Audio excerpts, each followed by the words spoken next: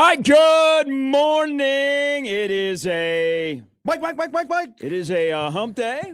Welcome in, Gary and Matt. Jimmy is here as well on a Wednesday, middle of the week, middle of the month. Christmas will be here before you know it. Christmas Eve is a week from today. Before we get to Christmas Eve, the New York Knicks hang a banner at Madison Square Garden. First time since 1973 as the Patrick Ewing-led New York Knicks healthy down the San Antonio Spurs. That's cute. Last night They out won in a Vegas. December game. You like that? Yeah. Can you imagine if Ewing was healthy there in the late 90s? Yeah, they might have won an extra game in 99. They still would have lost. If you were not hanging around for a bowl game last night, you missed an exciting finish. Bowl games are here. There are more bowl games today. There was discussion in Lincoln yesterday. And somebody, because they're a frequent advertiser on this radio station, I should say advertisers. You know, if you got some limp over there, your little limpage, you got some low. Okay. You know, low T. Yeah. Yes. I know where you're getting at. You know what? There are quite a few. It's very competitive here in Omaha. There's quite a few companies. They battle against each other. You got the dancing umpire, and then you got our own security guard that have gone through those, and they've dropped some LBs. They should send them to Lincoln because all I heard over the last 2 days is energy, low energy, low energy. He's got better energy. He's the energy man, energy and swag. So basically, we have had no energy defensive coordinator, no energy defensive line coach, no energy offensive line coach, but the replacements have lots of energy, and we're going to be a lot better. So I see a marketing opportunity for the University of Nebraska football program to grab themselves one of those low T places. Can you imagine Frank Thomas and Matt Rule taking a picture together? The new Genix commercial, baby. Hey, Husker football. Feel like Clark Kent? Wouldn't you rather be Superman? Yeah, I think when you're 7 and 5, you have to be careful on that stuff. On TRT? Yeah, you have to be careful on your wording and your messaging and all that. You have because you got some blowback. Sure. And then people are replying to you, and you got to read the replies, and that stuff gets a little bit crazy. But interesting day in Lincoln. Dana Holgerson spoke. There was Dana, there was Dylan, there was Dana, and then there was some TJ all mixed in. And also, I have a path for Nebraska to be very competitive against Utah. Okay. Now is a 16.5-point underdog in the Vegas Bowl on New Year's Eve. It is the largest spread. Oh, amongst bowl games? Amongst non-playoff games that do not involve non-Power 4 teams. 16.5-point underdogs. But I think I have a path to keep it interesting. Okay. I don't know if you guys want to walk down that path, but I'll share that path a little bit later. Party ball. I have not watched a bowl game yet this year. You suck. I know. My ball knowing. How can you be a true football fan if you were not dialed in last night for Jacksonville State and Troy? That game had a Hail Mary at the end of the game.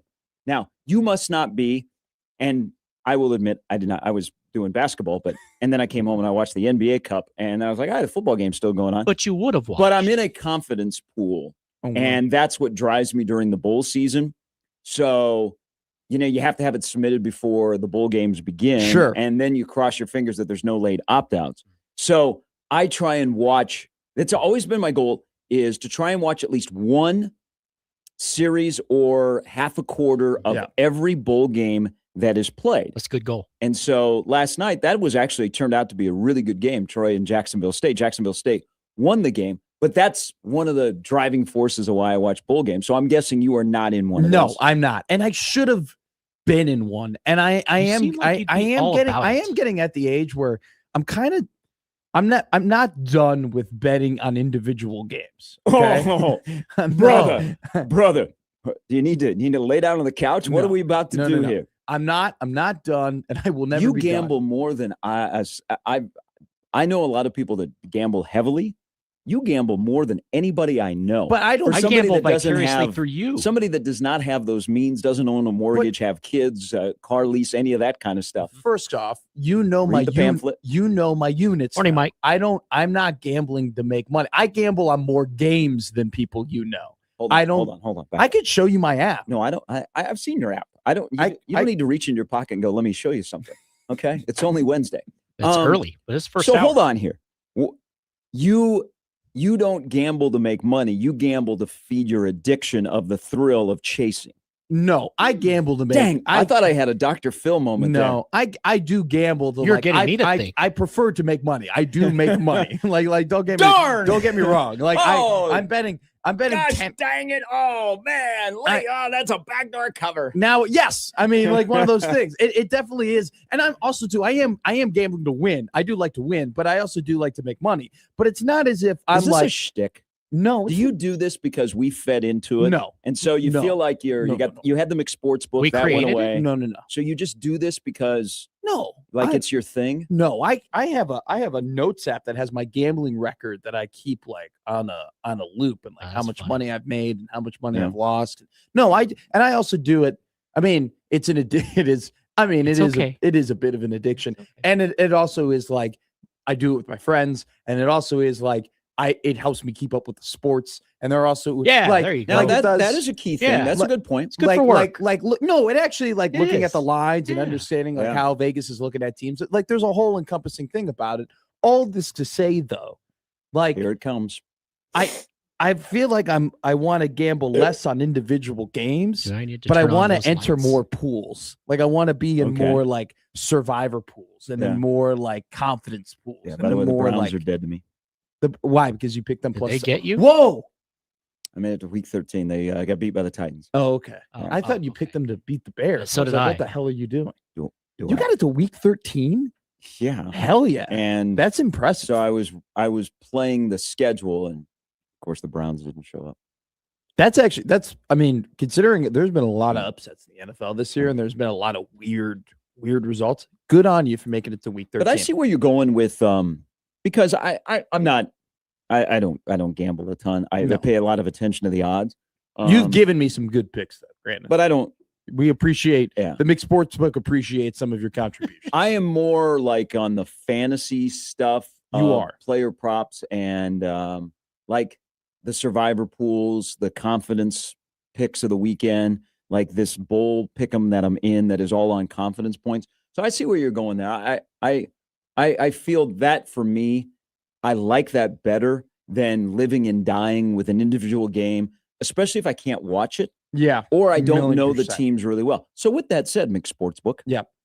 Creighton's a 2.5-point underdog in the home of Skyline Chili tonight. Yay or nay against Xavier? I would probably take Xavier. I'd probably bet Xavier minus 2.5. Right. Xavier had to sneak that in there. Yeah. I mean, Xavier has won their last two Power 4 games against teams. Granted, they came against West Virginia and Cincinnati. They're not like the highest of. Yeah, but that's a rivalry game, crosstown showdown. There have been fights before. But at the and Creighton is very, very much struggling right now. But this is also it's a very big game for Creighton. It's a massive game for Creighton for a get back game. So I don't know. I don't really bet on basketball. I'm a football guy, and then I occasionally dabble in the MLB. I occasionally do baseball, which is wild because I would not touch the MLB. I know. Now you'd never touch the NBA because the NBA, there's some wanky stuff that goes on at the end of the games in NBA, and you're like, damn, Vegas does build casinos, tall casinos for a reason. Tall buildings on the Strip in Vegas. My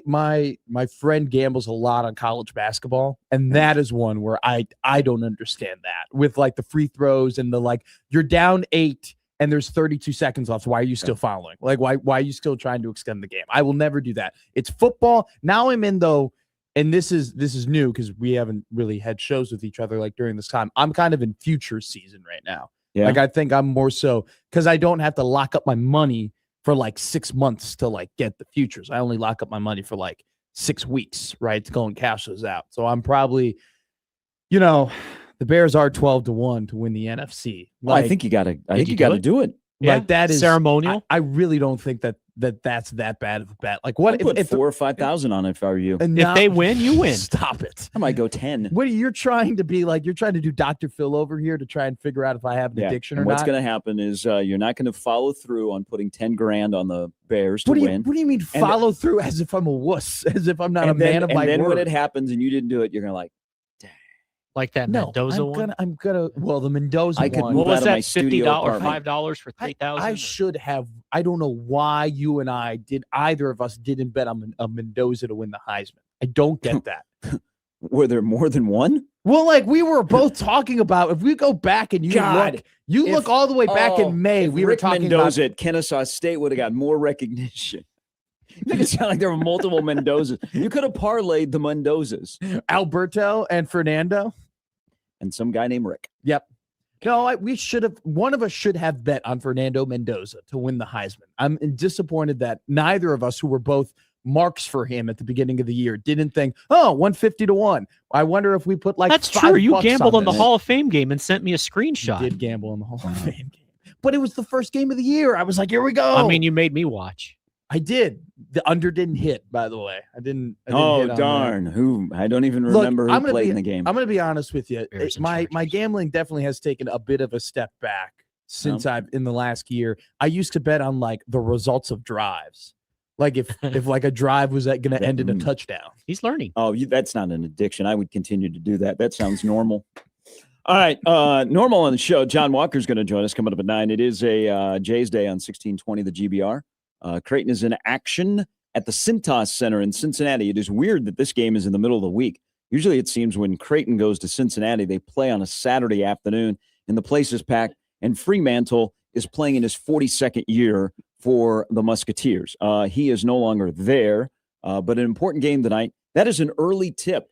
So for the Silver Slugger Jays fans, it is in the wheelhouse. You'll go to dinner at 4 like you normally do. You go to, Silver Slugger happy hour hookup over at Bonefish. Shout out Bonefish. Find yourself a fellow Jay and watch the game at 5:30. You'll be in bed by 8. It'll be perfect.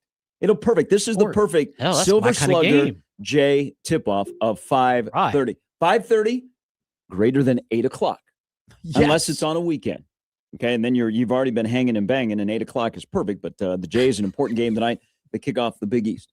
Well, okay, I'm only speaking for myself. I think Matt will take 5:30 on Saturday. I don't want to include both of you guys. By the way, I'll take the earliest tip we possibly can on all of these Jays games. So 5:30, perfect. Right. By the way, before you go to bed at 8 o'clock after your Silver Slugger Bonefish Grill dinner, how about you turn on Blue Jay Overtime for a little bit, listen to that, and then you can go. How about people call in? People did call in last. We had like 3 different people call in. Were they drunk? They should be drunk. No, they weren't drunk. I guess it's early. It's early. They're just talking about the starting line. Why isn't the vibe of Blue Jay Overtime the same as Big Red Overreaction? Speak among yourselves. Let's get into the chat room and let's discuss that. John Walker stops by at 9. Brandon Vogel is in at 9:40 with some thoughts on this week that we are closing in on the bowl game. But good discussion in Lincoln yesterday by a lot of people. Tyler Knack wasn't familiar with your in-depth analysis of the football program. Very refreshing. Nebraska's offensive line. So we'll talk about some of the comments that he made. But today I think is a sad day. Why is that? I think today is a sad day. Okay. And that's usually my sadness. I don't want my sadness to carry over to all of you or all of our listeners. But I'm a little bit sad. I'm a little bit happy. I'm a little bit angry. I'm a little bit emotional. And it's all off a 6-minute video. Okay.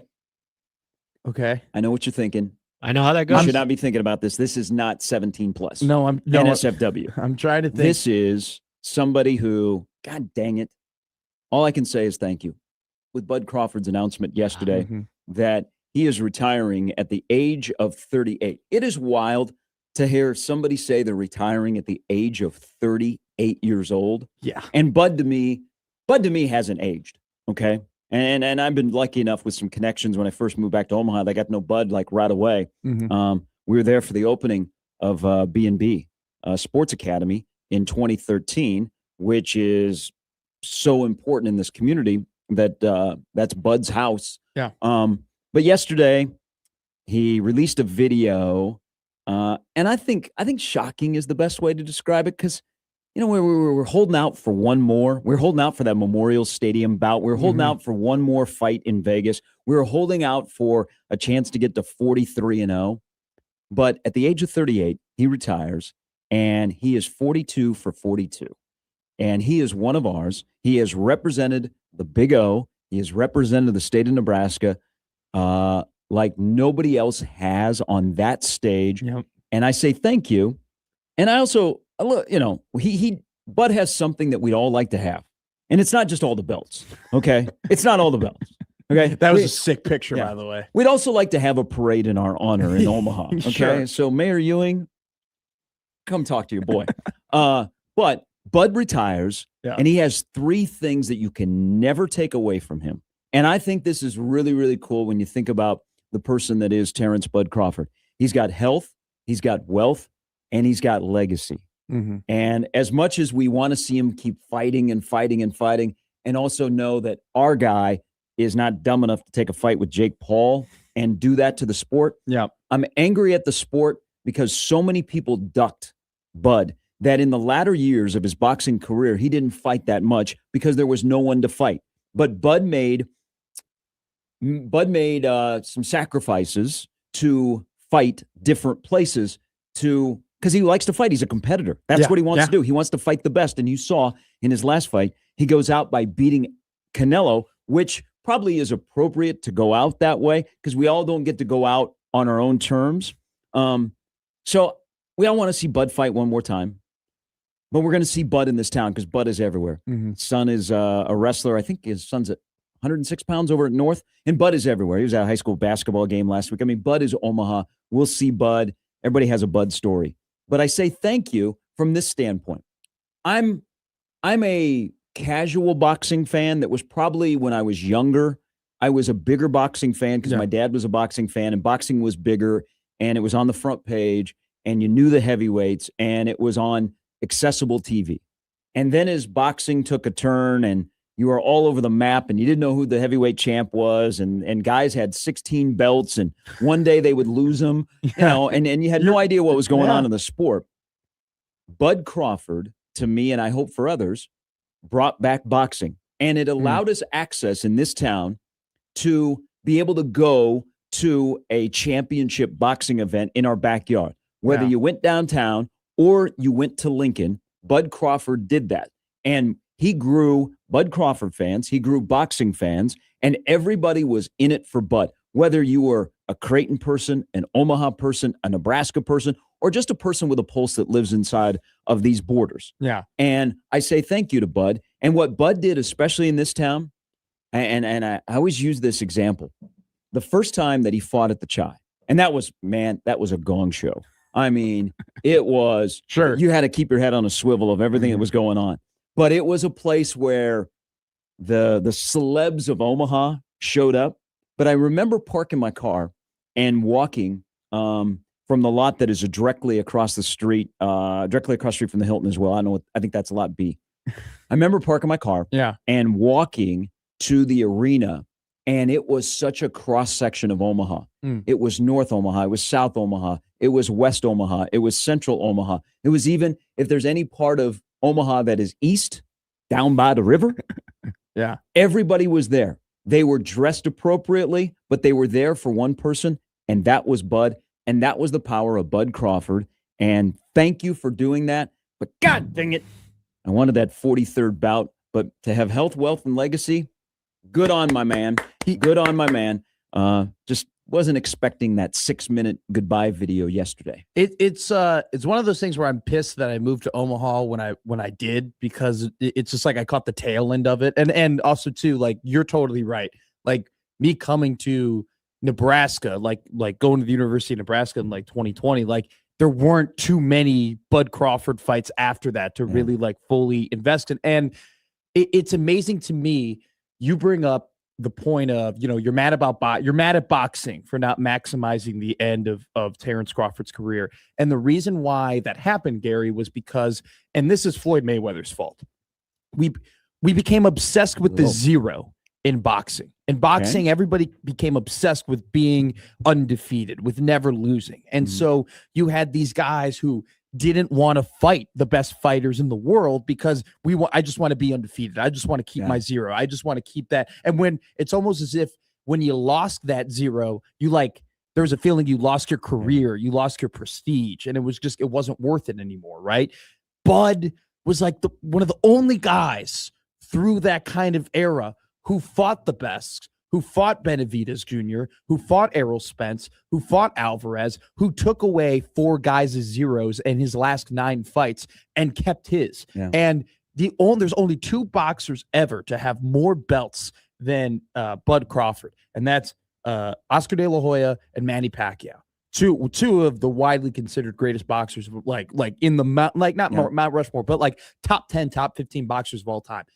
Bud Crawford, to like come from Omaha, to be from Nebraska, to be one of the greatest boxers of all time, to what you said, put hope, pride, and joy in all of the hearts of so many people in this town and then around this town. His legacy, not just from a boxing perspective, but also like from a just community perspective, is really just unmatched in sports. And so it does suck. It does suck he doesn't get that awesome walkout in Memorial Stadium, but he went out doing something that no one's ever done before. He was the junior welterweight, and super welterweight undisputed champion. Nobody in the history of boxing, in the era of boxing, 5 different classes, has done that before. So one of the greatest of all time. He deserves it. Just one thing, Gare, don't come back. Just stay retired. Yeah, don't do the boxing thing where these guys are retired and then they're 3 years go by and then they come back and they're the shell of themselves, and then we have to remember, oh, this is what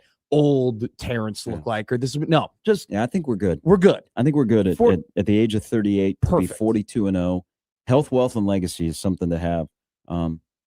When he threw Omaha in the trunks, like people, and Kyle tweets at Gary Sharp 1620, and he's spot on. Being a non-Nebraska sports fan, being able to cling on to Bud these last 12 years has been awesome. I wanted to watch him piece up Canelo 1 or 2 more times. Like, there were fans of Bud, and then Bud opened the door to watching boxing. And you may have only watched boxing when Bud fought, but that's okay, because Bud fought for all of us. And I think it's really cool. And a personal thing. So, working with Damon has known Bud for a long time. And so through Damon, I got to know Bud and the whole crew and Bo Mack and everybody that is over at B&B that do such a great job. But it's kind of, you watch Bud Crawford grow up, because 10, 11 years ago, it was a circus. I mean, Bud was a little immature. Yeah. He was young. He was just starting to begin his climb. Yeah. And, he would make young people mistakes, and he probably at times got bad publicity in this town for some of his actions. But as he became more of a family man, and he never left Omaha, but everybody wanted him to leave Omaha, he stood and stayed in Omaha. He kind of grew up in front of our own eyes. Mm-hmm. He went from a young, a guy he was the cock of the walk, and man, he could do no wrong. And that's true. And he had fists that could carry him a long way, but he made mistakes along the way. It's kind of cool that, from my perspective, I watched him grow up. Yeah. He is a good family man. He's got a great family. He supports his kids like none other, and he supports the community. I mentioned, you see him at basketball games, you see him at football games, you see him at all these high school events. He's going to be a great ambassador for high school wrestling in the state because his son wrestles. But he is everywhere. And again, in this town, which is really cool, that we have a champion like that, that is from Omaha and is elected to stay in Omaha, when it would be easy to leave because everybody knows who Bud is. Okay. Yeah. Hey, I bet Bud's got a lot of money in that house, and it's like, hey, I've had a few pops in me. I bet I could fight Bud Crawford. Sure. And he gets that out on the street. Yeah. But that's why he's got bodyguards that are much larger than he is. But everybody's got a Bud story. Everybody has like, hey, I was in the celebrity home run derby at Warner Park in 2015, and Bud Crawford and Darryl Strawberry are chopping it up in the corner of the dugout. That's awesome. I was over at the Iowa West Fieldhouse one night watching the summer college basketball league, and all of a sudden, Bud Crawford, who is fighting a championship match in 5 weeks, is out there hooping it up, and he's one of the best players on the floor. Or, he's down in Lincoln at the state tournament when Brian is in the state basketball tournament, and he's sitting courtside cheering on a relative. I mean, everybody in this town has got at least one story about Bud Crawford, and I think that just elevates, like, he's Omaha, he's ours, and it was kind of a bummer yesterday, but, 42-0, age of 38, he ain't going anywhere, and I hope people like Steven Nelson, who has kind of started to come up, other fighters, like there will be younger kids that looked at Bud, that where Bud came from. I mean, hell, Bud walks around. I don't know if he still has the bullet in his stomach, but I mean, to be honest, Bud shouldn't be here. All right. Yeah. Bud should have been shot and killed when he was younger. But the kids that have looked up to him that know his story, that he didn't just stop and he did the right thing and he got to where he is. How long before we hear about the next Bud Crawford that comes up from either North Omaha, South Omaha, West Omaha, wherever, but they come from Omaha because they watch Bud and now all of a sudden they are doing Bud things. Is that like 15, 20 years down the road? And if it is, that just adds to his legacy. I couldn't agree more. And it's funny. So you go, everybody has a Bud story, and then you're talking about him being out of the community. I got my Bud story a week ago when I went to an establishment that I regularly frequent. You know his brother. Well, so he was there at that establishment, and I was eating. It was a Tuesday. I was having my tacos, right? It was just my regular thing. So I was eating there, and he was there, and he was with his entire family essentially. And I didn't say anything to him. I didn't want to bother him, but I want to say this because this is to what you're talking about, him being around the community. 4 different people went up to him and wanted to grab a picture with him. Yeah. And every single one of them, it wasn't just like oh yeah, hey, whatever, let me just, no, he gets up and he's like, hey, Terrence, nice to meet you, talking to them. Yeah. Hey, it starts like, doesn't just say, hey, get my picture and let me go back to hang out with my people. Goes, how are you guys doing? Starts making jokes with them, has a moment with them, has an interaction with them. And he doesn't have to do that.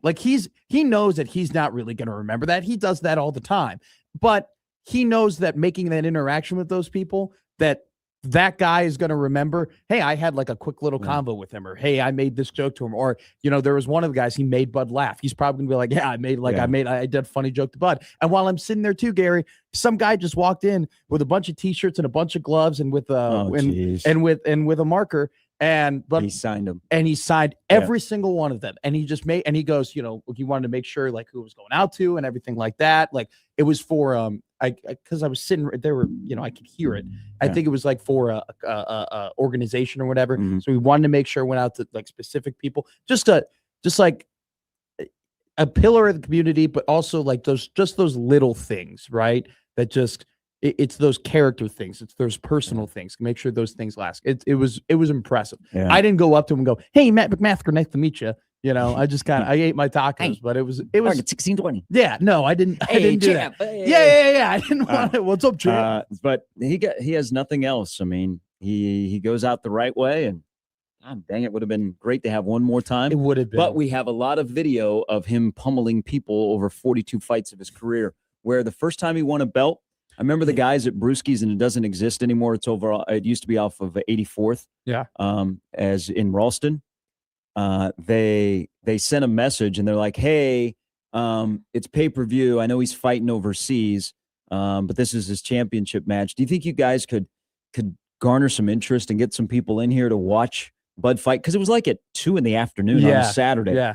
And we're like, yeah, we'll try. I remember going, and there were 14 of us that were there watching. It was kind of a grainy screen. Yeah. The feed coming from Sweden. That's awesome. I think it was, wasn't it? Yeah, I think it was Sweden. And he won a championship, and we're like, whoa, okay.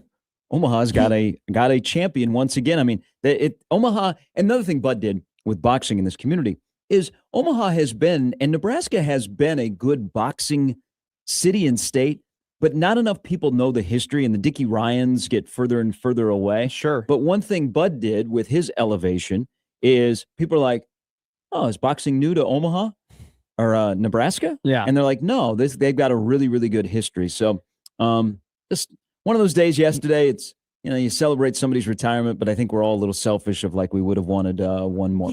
He 42-0, 73% knockout percentage. Crazy. You have the lineup brought to you by the referees at John Higgins Weather Guard. Lots to discuss. There was good stuff in Lincoln yesterday, and then Troy Dannon spoke last night, and he said something that I went, about this coaching staff that is being re-imaged by the head coach. Plus, we'll talk about Dylan today, because Dylan got talked about yesterday by many people. Yes. Handled appropriately, I thought, by his former OC. I think I have an idea of how his head coach should handle any discussion about his former quarterback. Things get petty sometimes, don't they? Yes. When it comes to social media? Big time. All right, we're off and running. Gary and Matt and Jimmy on a Wednesday on 1620 The Zone.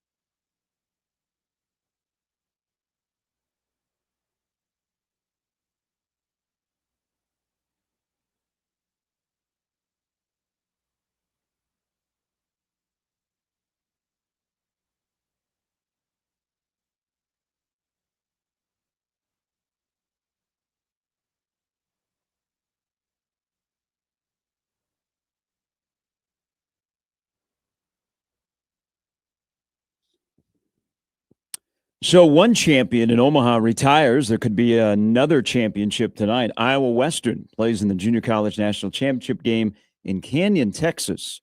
Stadium looks really, really cool. They're taking on number 1 Hutch. Must be playing at WT. I believe that's where they're at. The stadium looks really, really.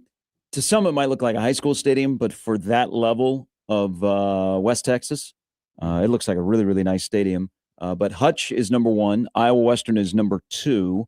They played back in September. It was a thriller decided by a field goal. Hutch won that game. It is on ESPNU tonight at 6. So it's a double screen night. You got Jays ball at 5:30 in Cincinnati, and then you have Iowa Western, the Reavers, at 6 playing for the national championship. Or you can find the game on the radio and listen to Josh Odson in a 4-man booth with the very talented Jake Ryan as the play-by-play guy. That is a very entertaining broadcast, I will say that. I will go ahead and listen to it. I haven't heard a 4-man booth in quite some time. They've got a 4-man booth, and they all chime in at certain points. They've all been role together, right, for a while. Yeah, so they have. Yeah. It's very entertaining. So good luck to Iowa Western as they go after another championship tonight. We begin the morning with Eric on the Prairie Flower Casino Zone Hotline. Good morning, Eric. Hey, good morning, guys. Hey, I got a real quick Bud Crawford story for you. So a handful of years ago, my daughter and I, who was a little bit younger, we were out at the OG Zestos out there on North 30th on a random Wednesday afternoon, and we're getting ice cream. Mm-hmm. And my daughter just looks up at me and goes, "Dad, that guy looks familiar." And I look over, and in the drive-through line, just there with his kids, is Bud. Just a normal dude. Yeah. And she's like, "Who is that?" And I'm like, "Well, that's the best boxer in the world." And she's like, "Really?" And then, Really? yeah. And so, like, I think that speaks about Bud more than anything. He's all that he's accomplished. Like, he's just a normal guy, and kind of to transition with the whole Bud talk. By the way, I think we need a statue down. Oh, did we lose Eric? Oh, no. Oh, we lost Eric. So I think this stuff is in the works. One of the things I can tell you that they're trying to do is so when Rosenblatt Stadium was around Bob Gibson's street over there. Yeah. Now that the stadium isn't there, but the zoo is there, it doesn't make sense. People going to see your favorite Penguin go, who is Bob Gibson? Should it be Robert Gibson? There has been some talk with the mayor's office about naming some streets downtown. I don't know. Johnny has a street named after him. I don't know if Bud has a street named after him. I wouldn't be surprised if a statue is down the road. Mm-hmm. But I think they're talking about naming some streets downtown, moving Bob Gibson Street downtown, Bob Gibson Drive, and then possibly doing something for Bud Crawford in downtown Omaha. Eric is right. That Zestos on North 30th, which in the middle of the summer, but the thing about that Zestos is I've noticed when I'm standing in line at the window, there are a lot of bullet holes in the side of that Zestos. Really? Yeah. That's awful. That's terrible. I mean, Maybe they just drilled holes to get some ventilation. No. I was standing there and I was like, that's a bullet hole. That's a bullet hole there. Who would shoot up ice cream? There's a bullet hole there. No. There's 8 bullet holes. What if they named the 42 streets after the 42 boxers that I think people in this town would lose their mind. What, you wouldn't like Canelo Alvarez Avenue? Oh, you're talking about the people that he's beaten? Yeah. Oh no, people would lose their mind. It'd be way too many streets. You know what? Those would all be dead end streets, or you could just put 42 names on a roundabout, and around you go, and you never get out of it. What if we just called Dodge Street just Sean Porter Street? Yeah, I don't think that's going to go over very well. Bad jokes. Yeah. You should at least raise your hand before you give a bad joke on the show. Okay. That'd be a good bit, actually. Hey, Terry Porter. I know this is going to be a bad joke, but let me just get it out. Well, that's probably how I would intro it. That's honestly whenever I know I'm about to say something time for Matt's dumb. bad joke of the day. Honestly, brought my to you shoulder by... might hurt if I kept raising my hand about every bad joke I was going to tell you. And you're going to do an open mic night, which I can't wait for. I'm not doing it. Oh, I thought you were. Wait, what? what? No, that was supposed to be for the fantasy football punishment, but then it got replaced by bowling. Damn it. Oh, okay. Which, by the way, we reestablished the next guy, the last place this year has to go bowling. Apparently, they were going to take it away. Now we've reestablished that no, because McMaster did it, you have to go and do it. Open mic, I would have come out for that. I don't go anywhere. I don't know. I think I would have bombed at open mic night, or I would have done surprisingly well. I actually have faith in you. I don't think I would have done great or anything. Like, I don't think I'd be the next, who's that guy who got famous on Kill Tony, who's on SNL now? I don't know. Is he an A-list comedian? I'm not sure. No, he's not an A-list comedian. Cam Taylor-Britt? No, not Cam Taylor-Britt. I wonder if he'll be in Cincinnati next year. Who has more chance to be in Cincinnati next year? Zach Taylor or Cam Taylor-Britt? Probably Cam Taylor-Britt. I wouldn't be surprised. I got you, though, I wouldn't Matt. be surprised if Joe Burrow saves Zach Taylor. Yeah. Well, Joe Burrow really hasn't played all that well in his first 2 games of the season. Well, like 17 and 15. I can tell you, as having a fantasy quarterback that made a bad decision to play Burrow over Drake May. I agree with you. But it's a franchise that doesn't really fire coaches. They kind of keep them. Shout out Marvin Lewis. But 17 and 15, last 32 starts for Joe Burrow. Is Zach Taylor going to be the fall guy? And then I would be fascinated to see what the next step is for Zach Taylor. Because I don't know, even though he's been to a Super Bowl, does he get another NFL head coaching job? I think eventually he would get another NFL head coaching job. I don't know if he would get another NFL head coaching job out the box. Like, I think he would probably, honestly, I was about to say maybe he becomes a coordinator, but I think it'd probably just be better if he was like an offensive analyst and he just kind of laid low for a year and then ended up back in a more maybe advantageous like interviewing processes, because some of the jobs that are open this cycle for the NFL, I don't know if I necessarily want to take those jobs with just kind of the history of those franchises and those organizations. Well, there's a reason why they're open. Exactly. Like bad teams. Like, do you really want to, work under the New York Giants ownership group? I probably wouldn't. I really want the ownership group? I think they have success. I think the question in New York is, do you want to work for that general manager? Yeah, Shane. I agree with that. When you walk in. But back to Cincinnati, if the Bengal job opened, how attractive it would be, but you're also a little bit in cap hell and you have some issues.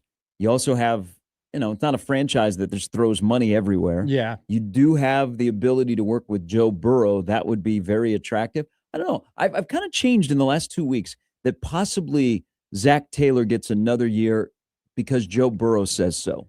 And if Joe Burrow says, I want Zach Taylor, then a very cheap organization says, you can keep Zach Taylor. But they're 17 and 15 in the last 32 in a division where the Steelers are probably going to win that division. And the Steelers are not one of the better teams in the NFL, and they're 8 and 6 right now. Yeah. Yes, they are. Now you're what, 3 years removed from the Bengals being in the playoffs? Yes. And the year where Mahomes and the Chiefs fall off, Cincinnati is already eliminated from the playoffs. That's a little bit rough to take. But I think if Burrow says, Zach's my guy, Zach stays. But if he doesn't, would Zach Taylor ever come back to college? Oh, wow. Once he's been in the NFL for so long that he is more geared toward the NFL. I think it's that. I think he's just, I don't want to call it institutionalized, but he's kind of been, you coach in that level for so long and you're used to dealing with that type of player for so long, especially now, like coming back to college. Maybe you would have come back to college 6-7 years ago. Coming back to college now with just how crazy everything is and just how it's such a changing landscape, I think you're definitely better off if you're comfortable being in the pros to stay in the pros. And I think he will get another head coaching job. I don't think you can deny the fact that, like, yeah, the Bengals have not had successful seasons the last 3 years, but it's not like the offensive side of the ball has been awful. And that has been the reason. It's been the side of the ball that, frankly, he doesn't really have his hands on the most. And it's the side of the ball that I've always looked at it this way, Gary. You can feel free to disagree, but like, if you're a coach, you have your side of the ball. That's what you take care of. And then the GM kind of takes care of the other side of the ball and makes sure that, hey, the defense has the pieces that they need in order to be competitive with making a good DC hire. So if I'm a team trying to convince myself of hiring Zach Taylor, I would say, look, when this guy has offensive weapons, he can make one of the best offenses in the league. We just got to make sure that we can fortify the defense, and he makes a good hire. So still very underappreciated around here because people outside of here have to be reminded that, Zach Taylor, he He was the Big 12 Offensive Player of the Year that he played quarterback at Nebraska. This just shows you the poorest position of quarterback at Nebraska. Zach Taylor hasn't played at Nebraska in 19 years. He is still post-Crouch in your top 3 of the best quarterbacks post-Crouch. And we've had 19 years. That's now, crazy. Nebraska's almost had 19 different game 1 starters over those 19 years. Sure. But, we'll see. Because Zach will bring his kids to PBA this winter, and he'll sit courtside, and I hope he's still wearing Bengals stuff. I root for him. He's a good guy. He's always been good. He's been a good ambassador for Nebraska. He gives Nebraska guys a break, like guys that, Stanley Morgan. Morgan talks highly about he probably wouldn't have gotten his spot on the Bengals if it wasn't for Zach Taylor knowing Nebraska. And then look at Cam Taylor-Britt. But I hope Zach survives Black Monday, which is in a couple of weeks. I do too. I think you bring up an interesting point. When you have a quarterback at the level of Joe Burrow, you're probably more amped to listen to him than to be like, no, Joe, we're not going to do what you want. Right. And the Bengals, out of all of the really franchises that have listened to their franchise quarterbacks and what they want, they've actually done a very good job of treating Joe Burrow well and signing T. Higgins and drafting Jamar Chase and trying. Now, the moves on the offensive line haven't been great, but they've made them. But you also have to ask the question, what's Joe Burrow's interest? Would Joe Burrow be better as a quarterback of the Minnesota Vikings where he plays half his games indoors?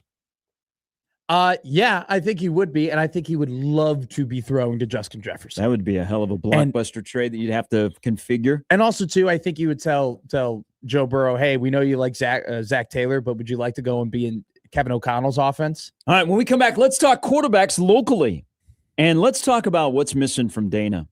I don't think we've gotten our return on investment, and I'm finding Dana. Where is Dana? It's like, where in the world is Waldo? Where in Lincoln has Dana Holgerson been? He spoke yesterday. We speak about what he spoke about. That's coming up next on 1620 The Zone.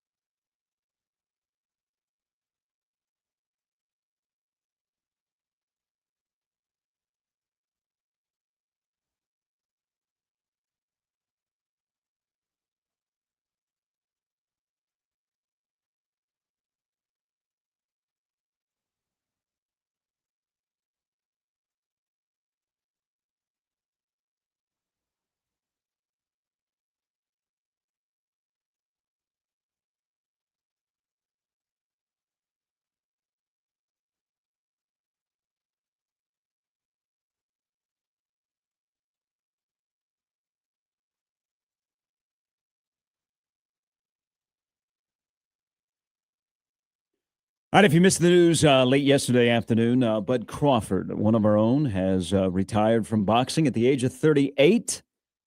Nothing else to prove. 42-0 and a lot of belts to hold up his pants. So congratulations to the champ, the best to do it, guy that worked hard. He didn't just like, man, I got two fists that are gifts from God. I've watched Bud work, and he put in the grind to get where he's at, and he then gets rewarded with retirement. Coming up a little bit later, John Walker will join us. It is Creighton game day here on the Zone. They play in Cincinnati against Xavier, who's won 5 in a row, and has Richard Pitino as the head coach. Mm-hmm. Talk about a guy that's been on a journey since he got left Minnesota, New Mexico, now to the Big East with his dad. I don't wonder if that'll be a storyline. You think that'll be a storyline when the Muskies and the Storm play? Yeah. You think it will? For sure. Think anybody will talk about it? Yeah, probably. But probably not from I don't think we'll be having vignettes on ESPN of the Master versus the Apprentice. That's a Brando game on Fox. Or anything like that. But it's probably, you'll probably get a nice little FS1, nice little graphic. The two Patinos together.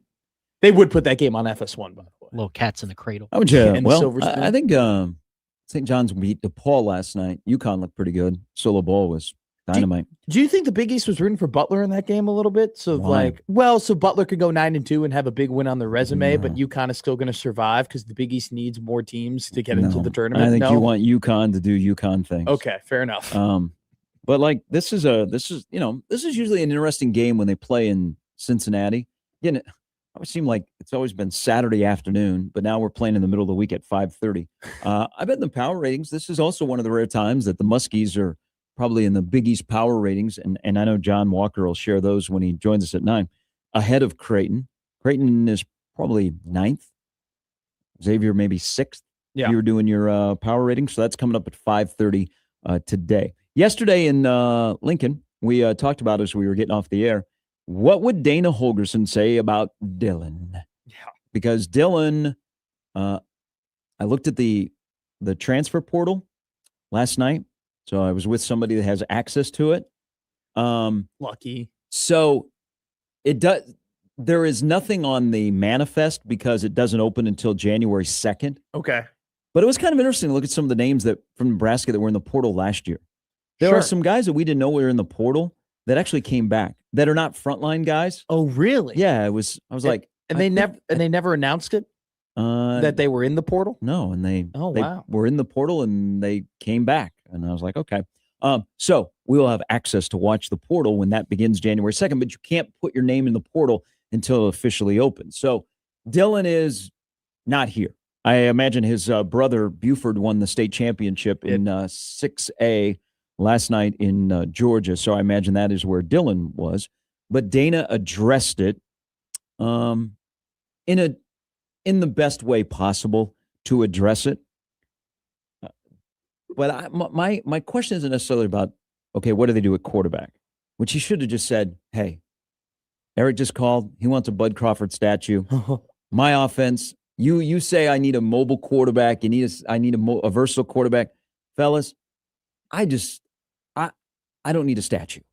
That's all I need. If you're not a statue, I can work with you. I wish he would have just said that. Yeah. And we would have gone, I got you, Dana. But my question, and we brought this up as the season unfolded, and we're trying to figure out what this offense is. And really, it's still confusing on what Rule wants to run. Yeah. But then what he runs, and actually what Dana wants to run. So it's, who knows what Nebraska identity wants to be on offense, because what you're going to see in the bowl game is probably going to be drastically different from what you're going to see in the upcoming year, because I think they'll be able to run the ball on Utah. And I think they will make a concerted effort to run the football. But what I want in 2026 is, one, I don't want to be confusing. I don't want a roller coaster. Yes. When Dana said we had some good, we had some bad, I'm paraphrasing a little bit. That's what you have when you have a quarterback that has 31 touchdown passes and 17 interceptions in his career. Yeah. That's what you have. Yeah. So it is, I could have done better. It was some good, some bad, thought we were turning the corner. 31 touchdown passes, 17 interceptions. That tells me it was some good, some bad, not enough moving forward. But what I want, and he made a funny yesterday, and I wish he would be funnier. I don't think we have gotten the full Dana Holgerson experience, the personality, the creativity, what he wants to do. And I'm not going back to the air raid. I'm just talking about elements that have made Dana successful as a play caller. And a lot of that is creativity. We haven't gotten that. But when he said he was talking about Vegas and being in the bowl, and he goes, sometimes Vegas has gotten the better of me. I want Vegas Dana. Why can't Nebraska have Vegas Dana, where he's out there, where his hair is everywhere, where he's not only doing Zen on the sidelines, he's like, he walks over to Jay Terry, the equipment manager. By the way, congratulations on a milestone that Jay reached this past season. He walks over and he grabs a Red Bull and he chugs it while the camera's on him, and he claps his hands together and goes right back to the sideline and goes back to work. How come we haven't gotten that guy? And maybe we haven't gotten that guy because he's been handcuffed by the guy that he was calling plays for, because there was no consistency from series to series. I think it's a mixture of that. So you're being serious, but it was also funny about the whole, like, I just wanted to say, like, no, I don't want a statue, right? But did you catch what he said about TJ? He goes, TJ has the mobility, which was refreshing, right? That was the adjective he used. He used the adjective refreshing. Well, and there was another comment from Kanak. Was it? No, either Kanak or Makai Nelson. QB1 energy. Yes. That he was referencing Latif. He's got QB1 energy. So that's just one of those things where they pulled back the curtain a little bit on not heartbroken that Dylan is gone. It's a business. Yeah. And they get the business. And so when he says refreshing, I think to me that was kind of hinting at, and then what does he say when somebody asked him, hey, what are you looking for, right? The first thing he said was mobility. Like, it was like, we want best available, whether it be a mobile quarterback, right? Yeah, I don't need the Statue of Liberty at New York, okay? No.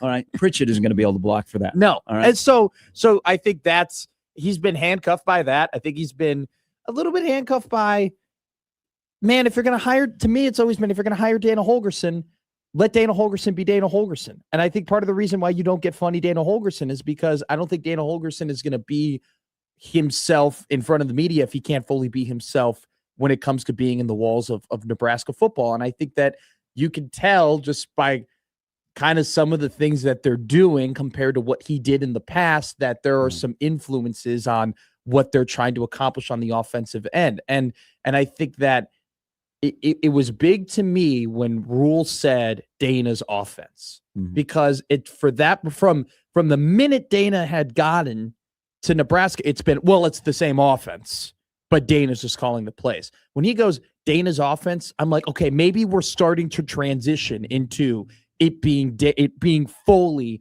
head coach of the offense. And I think that the fact that he was able to have an influence on, hey, what the offensive line coach was what the hire was going to be.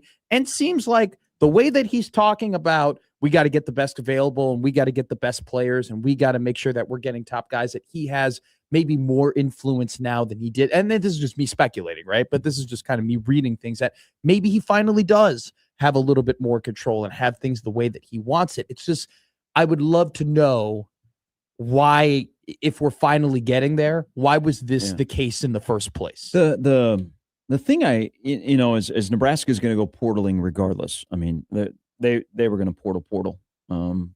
So they're going to portal. Listening back to him yesterday. Yeah. Because he's also one of those guys. He's a vet, man. He's been around. He's seen a lot of things. Yeah. He dropped some eggs. So I don't need a statue. I don't need somebody playing hero ball. I think that's another key thing. And I think he's attracted to older quarterbacks. That's because this is where it's a little bit tough in the portal.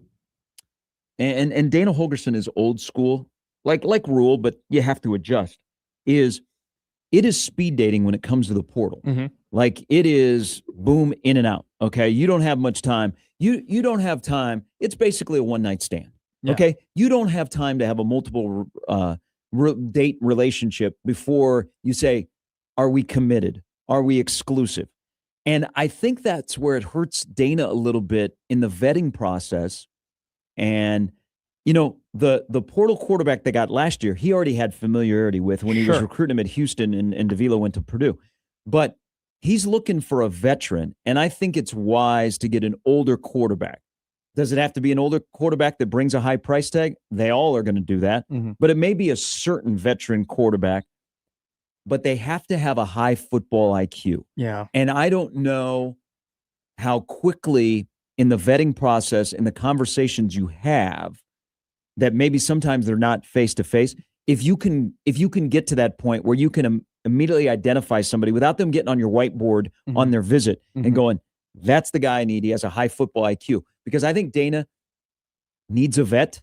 He needs a high football IQ. Somebody that is fighting against the hero ball, is not a statue, and then fits in to the 11 on offense. Yeah. I think that's what he's looking for. So part of your point, when we start to hear names and attachments, and I mean real stuff, not, okay, there's 6 high-name quarterbacks in the portal. Let's put them here, here, and here because they need a quarterback. Sure. When we start to hear names that are legitimately attached to Nebraska or visit, that's what I'm looking for. Are they older?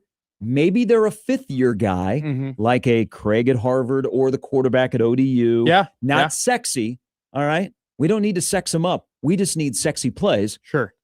Then it tells me that Dana has, this is Dana's, I'm the guy. It's not Sat. It's not Rule. It's Dana doing Dana things. But I think too, Gary, so I know what you're talking about here, about the whole, I want a more like happy, like looser Dana. And let's be honest here. Yeah, I want his hair to be messed up. Yeah. I want the Dana Holgerson that when he is being courted by Nebraska in year number 2, and he just says, hey, I need a little time. I just got fired at Houston, man. I got this travel schedule. I got some things I got to do. I want the Dana that is taking pictures with Husker fans down in Houston with Dana necklace, okay? Where has that guy gone? Well, I want that guy back. That's who – you didn't get Dana Holgerson to be Marcus Satterfield 2.0. Yes. You hired Dana Holgerson to be Dana Holgerson. But he's at Nebraska. You go, whoa, that guy is at Nebraska. Well, let's get Dana Holgerson. Let's get the Dana Holgerson that we have seen, that when you Google him, you get these memes, and he's chugging Red Bull, and his hair is everywhere. But you know what? He's wheeling and dealing, and he's got that sly smile on his face. Where's that guy at? Can we get that guy? Can we get that guy in 2026 with a guy that he relates to? And maybe that's the guy that's already on campus that's going to start against Utah. Well, another thing, though, too, is, Gary, is that how you get that guy is you get a dude who caters to him, who caters to Dana, who caters to his offense, who caters to what he wants to do, and not the other way around, where Dana has to fully cater to what they are trying, what the quarterback wants and how the quarterback is trying to progress, with the whole giving a bunch of checks and checking in and things and checking out of things and like being able to make decisions at the line. I think it'll be a little bit of an advantage for Dana if he gets a guy who goes, hey, you're kind of serving me here. Like, this is my idea. This is my blueprint. This is what I want. These are the things that specifically that I want you to do. And you got to go out there and you got to execute them. And yeah, you're going to have some freedom, right, to go ahead and check in and things and check out of things. But we're not trying to. Well, that's a big thing in his offense, is that you have to check protections. Yes. It's not just escape and extend. It is. You got to be a kind of a high level thinker. I believe with him. So it's not just, hey, that guy's got some good wheels, man. Just go do something with him. I think you can't be dumb and play in an offense, and you can't be dumb and play in any offense at the college level. I think the IQ. So that's the vetting. Yes. Can you figure out right away if somebody has a high football IQ that matches you, and then gives you the other stuff about ability to escape and extend and, when to get the ball out, those kind of things. And I think that's why this is what I'm saying here, you're more advantageous to get the type of, just, I don't want to say happy-go-lucky but just like looser, just kind of more energized Dana, because, I'm not saying he would not have picked Dylan. I'm not saying that at all, but he didn't get to pick Dylan. He didn't get to. Yeah, he knew Dylan was here. Yes, so, and he chose to work here. But I think this time, if they decide, hey, we're going to go with a starting quarterback in the portal, and they're going to have a competition, I think that giving him the opportunity to be like, no, this is the guy I talk to. This is the guy I know with his ability and the intangibles that you talk about, that he's going to be able to do exactly what I want. And that'll give him, a little bit more freedom and open up the plate a little bit more for him to potentially be more creative. I wonder, as he has gotten into this, and hey, the jury is still out, in my opinion. I know you were talking about ranking hires by rule. Yeah. For Dana, the jury is still out, because now this is go time. Yeah. Okay. He kind of starts fresh, and we're going to find out what kind of offense he enjoys. I wonder if he is a little bit mentally hamstrung by this. Rule's big thing is we're always going to play in tight games. Is if you look at Holgerson and playing in the Big 12, you got to put up big crooked numbers, is always have the foot on the pedal. Yeah. Always trying to score, instead of a little bit of the ball control stuff. If there is that element in there where they can go, hey, Dana, you got to cook. Because to be honest, even though Nebraska's metrics were better on offense this year, they still were not scoring points at a huge rate. No. And in the money area, in the red zone, they, of course, were not doing that. So I wonder if that mindset trickles over to our play calling. Sure. And instead of being free, and if we make a mistake, it's like, oh, I know a mistake is coming. We're going to throw an interception, or we're going to have a protection breakdown, and we're going to get a sack. I got to be very, very careful. Sure. Okay. Do you adjust to that? But I also want to see the creativity, jet sweeps, RPOs, some of those kind of, they gave you elements, but not what I've seen at West Virginia and Houston and Oklahoma State, that we thought, man, you're going to get at least a little bit of that in the Big Ten, along with playing Big Ten football. But I think what you're talking about, Gary, is balance. Okay. They need to find the balance, because you cannot go from, hey, Dana, we're up 7. You got to drain 6 minutes off the clock here, and we got to be super conservative. And then that doesn't work. And then all of a sudden, 2 possessions later, you're down 7. You're like, hey, dude, we got to get down the field quick. Like, you got to turn on the faucet. Like, that's hard, not only just from a play caller perspective, but from a player perspective, to go from, hey, we're going to be slow and we're going to be methodical, to all of a sudden you got to move 1,000,000 miles a minute. What you're talking about is you got to find that balance of like, hey, here are the moments that we can kind of control the ball, be conservative, chew clock, and then, hey, these are the moments we can take our shots. But the key is you got to get a quarterback that, when you do take your shots, can actually make those throws. And let's be honest, they didn't have that. They didn't have that guy. I had a conversation. Well, they had a guy that, and this is Dylan. Dylan's got to fix this. Is Dylan thinks his arm is different than it actually is. Yes. And you're totally right. So holding on to the ball, I think Dylan thought, okay, I mean, that wherever he ends up, and who knows what school is today. Spin the wheel. Yesterday was Louisville, and he went, okay, family don't have leverage. He'll be better at his next stop, because the family doesn't have leverage, and the team has all the power. Yeah.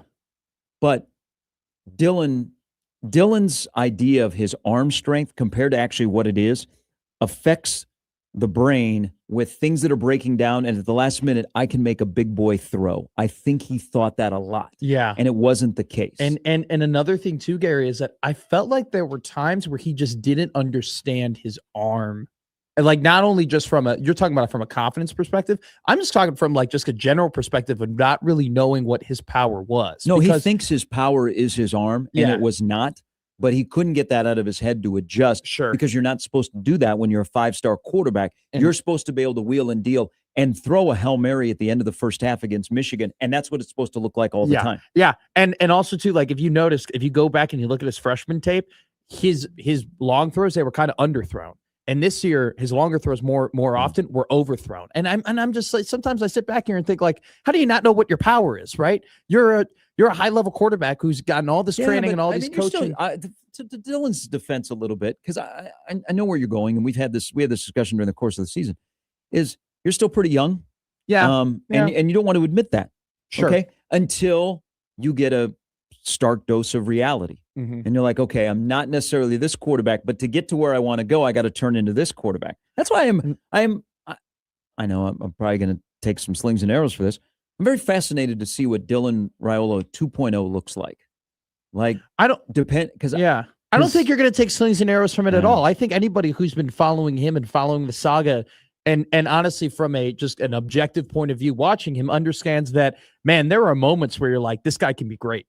And it will be interesting. Like there are some people who kind of need, the new pastures, maybe the grass is greener elsewhere. And so it will be interesting where he goes and if they're able to, develop that talent in the way that we think it can, because it's there. It's there. Well, it'll show you in their selection. And, I think some guys that are in the portal right now got priced out of their current market. Okay. Sure. That school, I said yesterday, Florida and Nebraska put their foot down and said enough is enough. Yeah. Okay. So you priced yourself out of the market. Good luck in your next stop. Their next stop, is it with a coach that is a quarterback whisperer, or is it a program that has a big suitcase? That'll tell me a lot about what the plan is. Sure. Sure. So when Louisville popped up yesterday, I was like, okay, Jeff Brom, they've had some success at Louisville. Mm-hmm. It is the ACC. Oh, yeah. That path to play in the playoff is a lot easier than other places.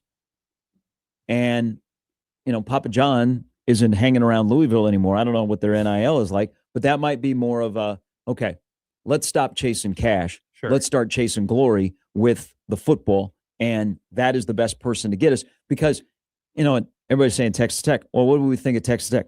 Because I got a bunch of money. That's why you're attracted to them. Yeah. I mean, you're attracted to Oregon because they have money, but you're also attracted to Oregon because of what they've done with quarterbacks. Well, you're attracted to Arizona State because I don't think Arizona State's money is through the roof, but they have a head coach who, you were talking about that the other day. Michigan doesn't go away. They keep knocking on the door. Yeah. That at Arizona State, now Dillingham is starting to get he's starting to stack some quarterbacks that look good and look better in their second stop. Yes. And another thing too, Gary, I want to bring up this because you bring up Louisville. Look at the ACC and their ability to get quarterbacks in the NFL. It's been very sneaky over the last about a decade in terms of for the Saints. Yeah, Tyler Shuck, and he's got the most wins of any rookie quarterback in the NFL this year. And he was drafted in the second round. Mm-hmm. You look at what is one of the more consistent schools we've seen get quarterbacks drafted? North Carolina, right? You got Howell. You had Drake May. You had Mitch Trubisky. You brought him up. I thought you were gonna forget. No, I wasn't gonna forget him. Like they're a great pick. Yeah, it was awesome. Like there have been plenty of, look at Kenny Pickett in Pitt, right? In the ACC. Mm-hmm. Like there have been plenty of quarterbacks who have been drafted very high who have come out of that conference. And so I think if you're looking maybe from like, if I'm a D lineman or if I'm a running back, I want to be in the Big Ten and the SEC. But if I'm a quarterback, I look at the ACC and I'm like, okay, I'm vibing, I'm jiving, because you're not necessarily looking for high competition. You're just looking for, can you show that you have some of the tangibles to be an NFL quarterback? The ACC is a conference that has proven you can put that on display. So that's why I find Louisville interesting, not just from a coach, but conference perspective. All right, pick a school. We'll see who that school is today for a destination for Dylan. All right. Well, I'll get to some emails and some tweets, and we'll take your phone calls as well. 402-951-1620. John Walker, Brandon Vogel coming up in the last hour, the Power Hour, and more from what Dana said yesterday. Also, what the players said. That was some interesting insight. Were guys more broken up that they lost their offensive line coach or their quarterback, who it's their job to protect? I think that answer is pretty easy. I agree. Yeah, guys were a little jarred that Donnie was out of a job. All right, we're back with more Gary and Matt after this on 1620 The Zone.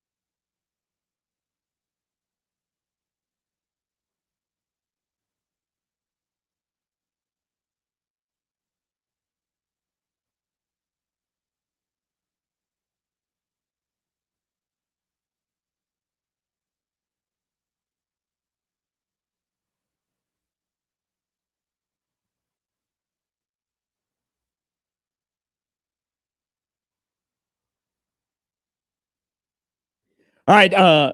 I know a lot of people missed last night the NBA Cup. Middle of December, guys were playing hard for money. Interesting. I hope they play that hard on Christmas when the NBA might get more attention than the NFL with the slate. By the way, real quick. Yeah. Like, they'll knock the Knicks, man. They're hanging a banner first time since 73. When the Garden was Eden. One of the most underrated, by the way, 30 for 30s. Bernard King, you didn't do it, but a guy named Tyler Knack did. Or no. Tyler Knack? Tyler Knack. Exactly. Tyler Kolek. There you go. Thank you. I had a little football in my brain. I apologize to the New York Knickerbockers. There are guys, Kenny Walker. There are guys on the Knicks roster that make $500,000 a game. They're getting paid $40 million. So like the whole, it's crazy what happens when guys play for money. Are they not playing for an exuberant amount of money every single game? I was fired up to see gazillionaires play hard because they're making more money. That's what sports is. I'm gonna be real. Right? The NBA Cup does not hit the spot for me. It does not. I am not inspired by it. I don't care about games with I don't care about the jerseys. I don't care about the courts. Did you see the Knicks celebrate the way they celebrated? Yeah, because they get to hold up a trophy that really isn't going to matter in 3 years anyway, and they get to they're going to go ahead and they're going to take that money and buy another Mercedes-Benz, buy another crazy house, buy another crazy car, go and have another crazy night out. Which, by the way, Jalen Brunson and Karl Anthony Towns get paid that money they're getting in the tournament almost every single night. I learned last night Milwaukee won last year, so congrats to them. Yes, they did. So it's the Lakers, Milwaukee, and now the Knicks. A lot of the guys are donating the money. So okay, you can have a heart. Okay, that's fine. That's nice, but still, doesn't inspire me. It's complicated to follow, and I don't watch as many games because I can't watch the floor. There are some floors that are like Good morning, Minnesota. I thought that was AI when I saw it. But they are doing something different. So 3 years in, and Adam Silver spoke yesterday and talked about expansion, Seattle and Vegas. Mm-hmm.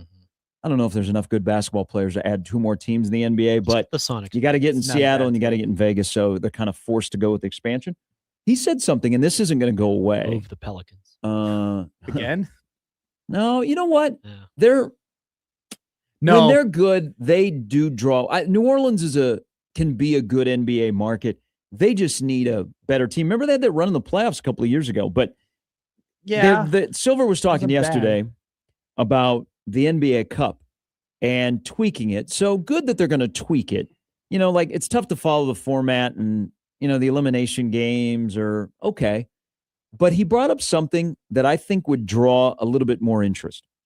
And he talked about playing the semifinals and finals at a college location. Yes. Like the legendary cathedrals to college basketball would have an NBA Cup in. Yeah. Would you watch if last night's game between the Knicks and the Spurs with Wemby on the floor was played at Cameron Indoor? Yes. Or at Allen Fieldhouse? I heard about that and thought of you. They say, KU Towson, get the hell out. Tonight we're going to have the Knicks and we're going to have the Spurs. Because most of those places, if they've had an NBA game, it is an exhibition game. Yeah. But if they were at Cameron Indoor in that environment, that tiny arena, or they were at Allen Fieldhouse or the Palestra, or that PBA, that would be pretty cool.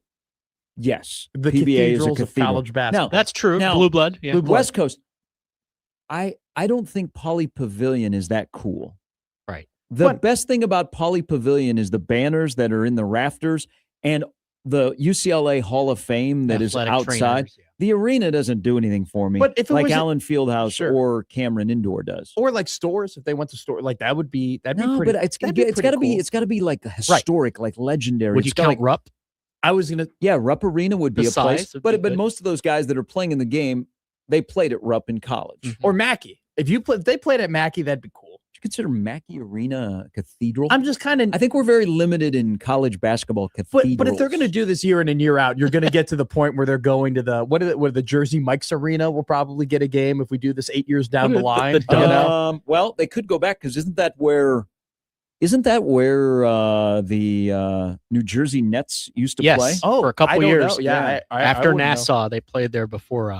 The Meadowlands. I would. By the way, I would go and play at Madison Square Garden. That is a college basketball cathedral. Mm-hmm. I would used to seeing big. I would games. definitely, if it was in Cameron Indoor Professional. Stadium or Fog Island, I would be more likely to tune in for the tip off and like watch the game. Gotcha. You We know, need like to get you to a college game. I down want to. there. Oh, I would love that. I watched the set. First off, I saw it was halftime, and believe it or not, I went right to Amazon because Believe it or not, I wanted to see. he wasn't around for I know. American Hero. I wanted to see the halftime show of Amazon because the Amazon halftime show is awesome. With Blake Griffin, you know, They're And all just really like good. Dirk That's a whole. and Steve Dirk Nash, and UD. Steve Nash, and then they're doing John Wall's on the UD. John Wall's on the call too. Like and then Steve Nash was doing the Raptor cut. He was expressing like, hey, how like defenses have been adjusting. Oh, and that's great. It's been awesome stuff. So I tuned in and all of them were dressed to the nines. They were standing on the court. Amazon treated it like it was a finals game essentially, Yeah. which was I was like, this is NBC and Amazon have been awesome for the NBA. Well, They've because killed they it. don't have an agenda and they just have basketball Yeah. people talking basketball people. They have Concept. just people that want to talk basketball that are on instead of And- like an agenda or personal grudges. Yeah. Because I'm sure the Guys players screaming. the players have grudges, but they just talk ball. And then they had Josh Hart and Jalen Brunson were on set and they were Yeah. telling jokes. It was actually it was like watching a podcast of athletes just sitting around where there's no guardrails. UD does a good interview. It was one of those things too where I saw Dylan Harper throw a lob to Luke Cornett for the Spurs could go up 8 in the third quarter, and I go, all right, game's over. See, I got my fix. I I- saw Dylan Harper play basketball. I'm going to bed. I got you. Knicks do not win that type of game last night if Tibbs is the head coach. So shout out Mike Brown, former coach of the year with the Sacramento Kings. former Spur. Former Spur, former Cavalier, former King, former Golden State Warrior, and now current Nick. And fired on the way to the Sacramento airport to get in a plane to go to Los That's Angeles. so tough. Yeah. He almost didn't take the call, he said. Really? He Yeah. just got on the plane. That would have been wild. That would have been really weird. You There's land in a- Los Angeles and someone goes, I don't think you're the coach anymore. Wow, they link it. You mean I lost my job in the air? Oh, let's go to the bar. Here is Gary. Good Wednesday morning, Gary. Good morning, gentlemen. Good morning. Really liked your deep dive into Dylan earlier on your show. Thank you. My comment would be, you took a deep dive with Dylan. We've taken deep dives with our previous O-line coach, D-line coach, and defensive coordinator. Do we need to take a deep dive into our quarterback coach? Because I'm sitting here wondering why the top 10, 12 teams in the playoff have quarterbacks so successful to get them there. Do we need to take a deep dive in looking into our quarterback coach? Help me understand that. Thanks, guys. Well, that'd be a question you could ask at Nebraska for a long time is, well, what does quarterback development look like at Nebraska? Because for the longest time, it was an athlete playing quarterback. Now it is a quarterback playing quarterback. And what does that jump look like? The quarterbacks that are coming to college have played a lot of quarterbacking. So sometimes it's hard to change the ways. Yeah. I think it's a college football thing that there are only about a dozen to 15 schools that have excellent quarterback development plans. But you also have, and this is a switch at Nebraska, and Glenn Thomas is one of those guys we don't know a lot about. And probably Latif is the one that we watch to go, okay, let's make an assessment on Glenn Thomas watching TJ Latif. Is finally Nebraska, when they got Dylan, prioritized the quarterback position. Yeah. And they finally said, okay, we got a guy like Dylan's going to come to Nebraska. Let's go get another Dylan. Sure. Okay. And then you end up with Trey Taylor. And in between, Latif is no chump. No, It's God, not like no. it's not like he showed up in Lincoln panhandling and they're like, okay, we'll let you get an education. I mean, he was a 4-star From California. So they prioritized the quarterback position, and that has to coincide with we prioritized the position coach because he's not quarterback coach OC, he is quarterback coach. But to be frank, we don't know a ton about Glenn Thomas, and because we've really only seen Dylan, and now we're getting to see TJ. We haven't seen the third and fourth string guy to go, hey, last year when he played, he looked like this, and boy, he looks completely different. Sure. Different now. And also, I think it's hard to be a quarterback coach in college because these kids have so many different people that are working with them. I think it's a great point. Hey, I had a bad day, man. I had a bad day at practice, so I called Gerald back in Atlanta, Georgia, and go, Gerald, I'm going to send you some film, our all 22 practice film. Yeah. Tell me what I'm doing. Instead of going into your quarterback coach's room and go, hey, let's chop it up. What can I do better? And it's one of those things too, where it's like if you're a head coach, you're in a precarious position because in this day and age, you kind of have to allow the quarterback to lean on guys that he wants to lean on, because if he doesn't play well, then it's your ass on the line, right? So I also think too, and I'm not taking a knock at anyone here, but like, I imagine Glenn Thomas, he's the quarterback's coach, but Dana also has a big influence on the quarterbacks as well, and so when you're talking to your QB's coach and you're talking to your offensive coordinator, if Dana wants something specifically out of his quarterback, he's going to get it. And I don't know if this has ever been the case. I'm not saying it has been, but if there has ever been an instance of Glenn says, I want this, and then Dana says, I want that, it's Dana's the OC. Dana's going to win out because we're trying to execute these things on the field, right? And so I think that's why it makes it a little bit hard at times to maybe fully judge Glenn Thomas, because you're like, is that Glenn? Is that Dana? Is that Glenn's decision? Is that Dana's decision? Or is it a decision? Nebraska thing? Or is it how many quarterbacks in Nebraska got better from when they walked in the door? A lot of them at some point start to regress. I agree. And there's a reason why Nebraska. When was the last time Nebraska had a QB that started a game in the NFL? I mean, it almost happened with Adrian when the Jets, but I saw they got released yesterday. He got released yesterday? Yeah, they moved that roster around in New York. That sucks. Well, Bruce Matheson. Learn Bruce Matheson.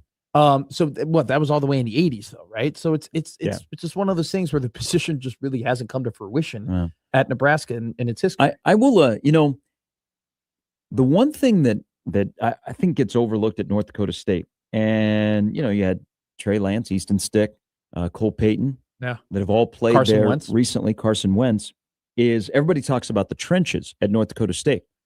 I don't think people, and he's now retired, Randy Hedberg and Fargo is one of the best quarterback coaches, regardless of level in college football.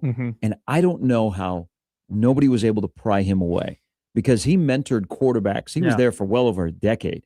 And it seemed like every quarterback that showed up at North Dakota State got better. And look at the run of drafted quarterbacks they had at North Dakota State. I don't know how he stayed in Fargo, that nobody came with a big check and said, hey, you want to move up from FCS to FBS? But let's also have a discussion of quarterback coaches. How many quarterback coaches do you know by name in college that are not also the OC, that their job every day is just to get their position group better, not to call plays while they're with their quarterback? Not a lot. Yeah. So it's a college football thing. I wish college football would do this, and it would help us, fans, media, understand quarterback play in college better.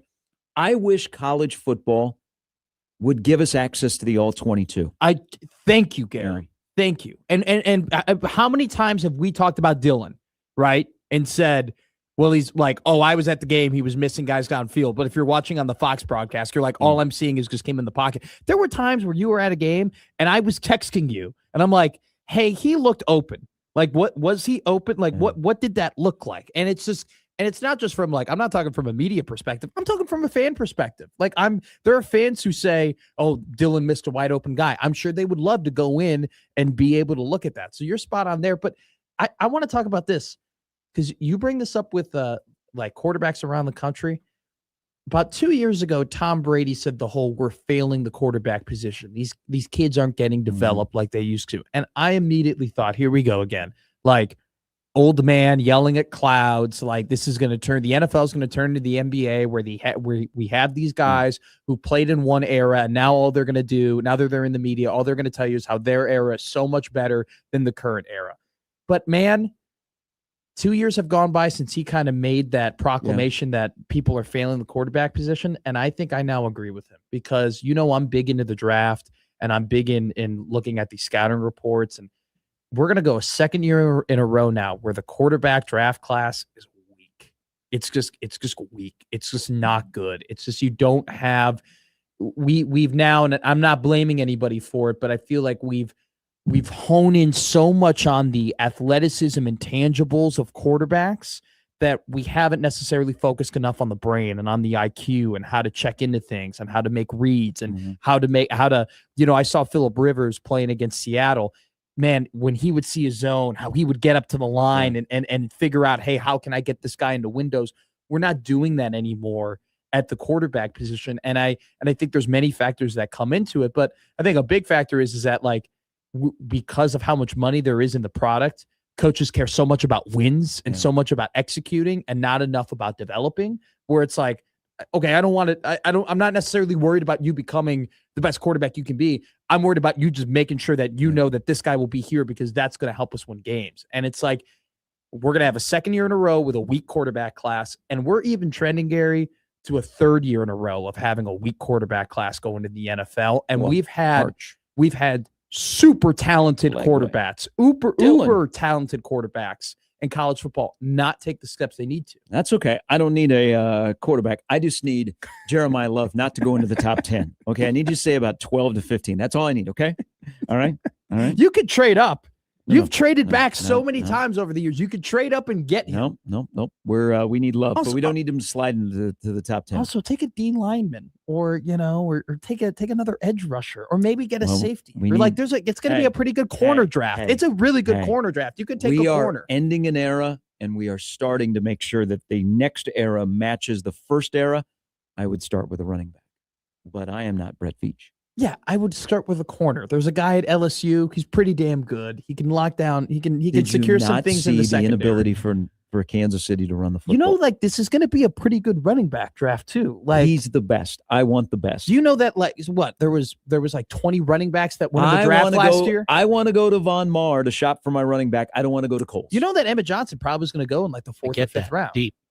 Like, I looked at a recent mock draft. There was only 4 running backs that went in the first 4 rounds. You're going to have some quality in the back half. You can get a Jadarian Price. You can get a Katron Allen. You can get an EJ. You can get some pretty good running backs, man. My guy, don't go into the top 10. Please stay outside of the top 10 and we'll make you very happy. Kansas City's a nice place this time of the year. There's an offensive tackle on Utah that actually would be pretty Fanu. He'd actually Then you just opt in for the bowl game or to the draft. Yeah. I think he announced it yesterday. I believe so. Is he not playing in the bowl game? I don't know if check the odds. Currently at 16.5. By the way, I'm going to go against something I said earlier about 2026 offense. And let's put the foot down. I think the best way for Nebraska to have a chance to win, here's my path, is they've got to control time of possession, stay on the field, run the football. Utah's run defense, you and I might be able to get some yards. Yeah, and it has not been good over the last couple of games. Yeah. 16.5 still the line, by the way. Okay. Maybe it'll change. Up or down? Up. 16.5 for a bowl game. Holy cow. All right. We're back with more of Gary and Matt after this on 1620 The Zone.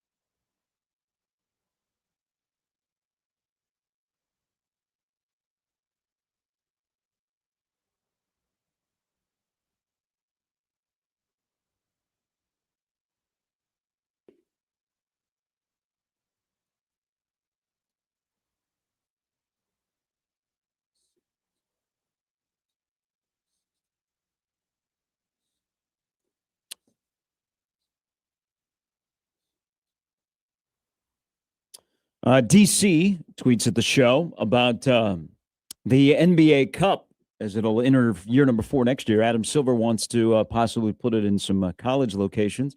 He said, what about the Pentagon in Sioux Falls? Can you imagine 3,200 fans packed in? They already have the G League Miami Heat affiliate is there, the Sioux Falls Skyforce.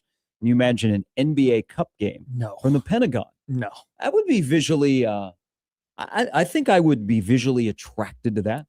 Yeah, do you think that the players of the NBA would be attracted to going to South Dakota? The airport is right there. It's like literally, it's right there. It's like right next to the Pentagon. When they win the NBA, they can go play at Knockoff Top Golf, or they can go to Fleet Farm, which is right down the street. Or there's a nice sports bar right across the street. I was going to say, when they go and they win all that money in the NBA Cup, where are they going to go to spend all their money?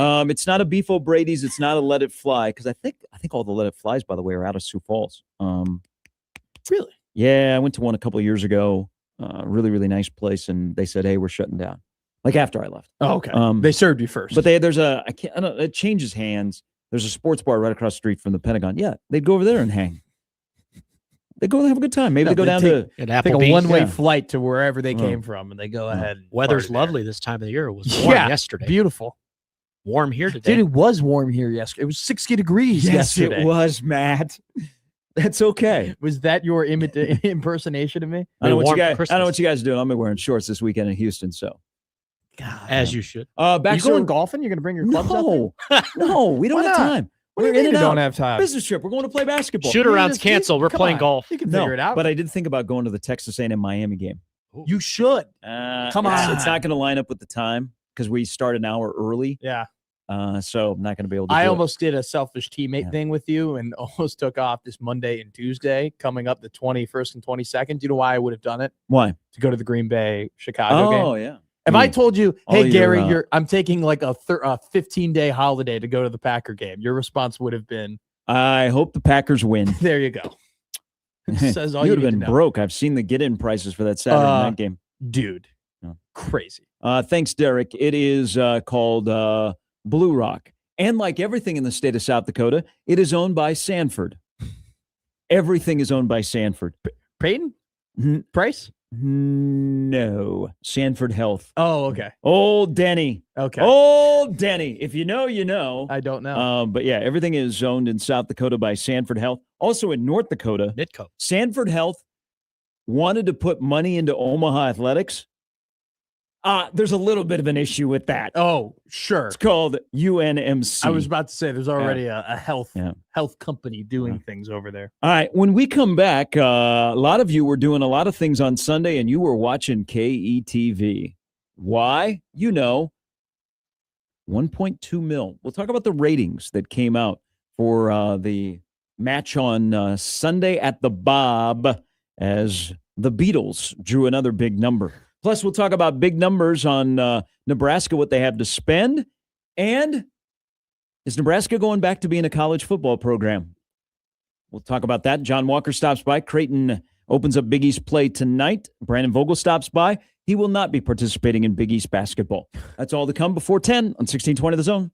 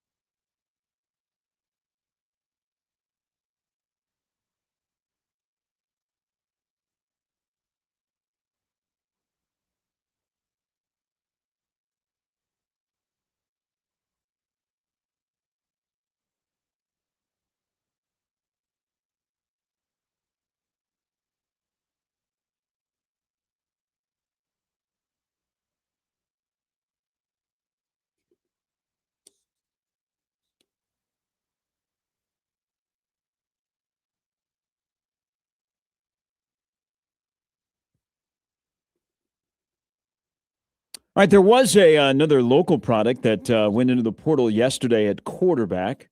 Former West Side Warrior Anthony Rizak, who went to Notre Dame with his twin brother Teddy, is Anthony, quarterback, is in the portal. So he may be looking for a spot that is closer to home, but pretty cool. He got to play 2 years with his brother, got to go to the playoff, did not see time on the field as a quarterback. I would think a move closer to home. I don't know, maybe Ames. I was thinking that we could reunite the Rizaks and Dan Jackson, but Chase Mason, who started at Nebraska playing baseball and then wanted to play football, so he went back to South Dakota, is returning for another year. But I'll be curious where Anthony shows up. I hope he stays close to home. I enjoy watching him. Of course, I'm a big fan of DJ and the whole family. But got some experience. I got to go play with his brother for 2 years at Notre Dame, so you can't take that away. Now he just wants to play ball. It's been a good football season for the Rizak family because Dom is at Vanderbilt and got to play this year. Oh, that's awesome! Primarily on special teams, but he also got a couple of carries in for the great season that Vanderbilt had, and Teddy played a little bit more after redshirting last year. So good luck to Anthony trying to find a home. Good luck to Iowa Western tonight. They play for the JUCO National Championship. It seems like it's Death Taxes and IWCC playing. They take on Hutch once again. Also, on a side note, congratulations, Jake Waters, who won a national championship at Iowa Western, played at Council Bluffs St. Albert. Former K-State great. Was on Matt Campbell's staff at Iowa State. Matt Campbell is taking him to Penn State. That's awesome. So congratulations to Jake. But that national championship game is tonight in Canyon, Texas, 6 p.m. on ESPN. Wonderful Whataburger there. Great town. Are you just saying that because every town in Texas has a Whataburger? Well, yeah, but it's clean. Oh. The people are friendly. West Texas hospitality. I think Whataburger's overrated. Hey, it's different out in West Texas. I mean, I've watched Landman, which I wish you guys would catch up because I got a lot of questions this season because it's gotten a little wild the last 2 episodes. I think it takes a special person to live in West Texas. I think you have to appreciate West Texas to live in West Texas. For what it is. That makes sense? I think I'm picking up what you're putting down. But the people there are lovely. I enjoyed my time. Cold beer, barbecue, and steak. Where was I earlier this year? What was that town? You were in El Paso? Abilene. You were in Abilene. So I was in Abilene. I've been in Lubbock numerous times. You have been. Same. See, it gets a basketball season sometimes gets kind of long and you forget where you're at. But they play tonight on ESPNU. Iowa Western is so lucky that Scott Strohmeyer has stayed as their head coach because he's had opportunities to go be an OC at FCS and FBS schools. And Stroh is one of my favorite people. I've sat in his office. We've talked ball. He just is a really good dude. And I hope they are able to, they got beat last year in the final. But he has won championships and he's doing it this year. If you've not heard the story, and I know Josh Hodson, who is connected to the Iowa Western program as part of the radio crew, has told the story. So he lost his daughter, Emily, back in May. She was awaiting a kidney transplant. And if you've ever seen the Strohmeyers, and especially Emily, man, that the world revolves around her. And she's about 10 days out from getting the kidney transplant and passed away at the age of 22. And Stroh took it really, really hard, like everybody would when you lose you lose a child. But the community at Iowa Western and that football program lifted that family up. And you'll notice tonight they have special stickers that are on the helmet, and they're kind of playing for that cause. So I really hope that Iowa Western comes through. They're good again. They're fantastic defensively. They only give about 13 points a game. I think they have 65 sacks. So that game's at 6. It's on ESPNU if you want to watch. And I know we watch Iowa Western and go, I wonder if Nebraska. Yeah. I will never understand the relationship between the Nebraska football program and Iowa Western from this standpoint. Tom Osborne helped found Iowa Western football. That's great. I didn't know that. He helped get Iowa Western football off the ground. That's incredible. And Nebraska repeatedly has ignored Iowa Western. Well, the likes of Iowa and Iowa State have come in there, and they have created a pipeline. And even Stroh, I'm not speaking out of turn here. I've asked Stroh about it, and he said, the last time I asked him about it, he said, Eric Chenander was a guy that always was texting us, hey. He said, I don't know what the deal is. We go down and we speak, and Rule brought their staff down to speak at a coaches convention. Yeah. He said, we give them heads up on guys that we believe could play in the Big Ten. There just has not been a connection. Well, here's another guy, and he's a local guy. So Blake Hawkins, who went to Gretna High and was really, really good. And he's like, how good is he? But he bet on himself, and he went over to Iowa Western to play. He's got, I think he's now up to, he's got at least 20 Power 4 or Division I offers. Sure. He's got at least 20 Division I offers. So he's from Gretna, defensive end, was really good in high school. Like, he was a beast in high school. Like, you think of Mason Goldman, who's at Nebraska now from Gretna. Yeah. They were very similar. But 21 and a half tackles for loss, 12 sacks. He's playing tonight. He's one to watch, but does not have a Nebraska offer. So good luck to Iowa Western tonight. And maybe one day there will be an Iowa Western stud that shows up in Lincoln. Well, it's also too, Gary, like so I went to a high school that we didn't really produce like P4, D1 guys, because really in any sports, right? Mm-hmm. If we had one athlete in my graduating class that went to a Division I school, it was like, holy crap. Now, shout out class of 2020, we had 3. But, it was one of those things where my high school knew a ton about Iowa Western. And we had guys who would go to Iowa Western or who would go to just community colleges in Iowa, like in kind of the branch of who Iowa Western plays, right? And that was like a big deal. And even around Illinois, I knew of baseball players who went to Iowa Western who were friends of my friends. Like, it's just one of those things where it's a program that, even like me being in Illinois, even though it's a state away and it's a JUCO, about it, of his existence, that, it's a powerhouse in football, and that it has like there's other powerhouses in baseball and stuff like that in the JUCO ranks. And so I've talked to Josh Odson about this, of like, hey, like, what do you think? What do you think of that? And it's always kind of been what you've communicated in terms of like, we don't really know. Stroh's got a good relationship with Rule's staff. I mean, to the point of they're doing their thing, he's doing his thing. Again, Iowa Western's very lucky that Stroh is stuck around. That his family is great, and he's a great representative for that school. And you see Stroh at high school games when he can. He's on the sidelines, and he brings guys from his staff, whether it be Aaron Terry, who is well known in this community. The one that stings, and why I says so, it's very much a Iowa Western can't understand it, and they have a negative feeling about Nebraska, which is Josh. Yeah. Stroh doesn't feel that way. Yeah. But the one that really stings of late is Caden Weegan. Sure. So he was at Iowa Western, and Iowa has done a really good job of recruiting Iowa Western. He's at Iowa Western, and what does he do? He goes to Iowa, and more than likely he's going to be back-to-back Jet Award winners. Now, I don't know.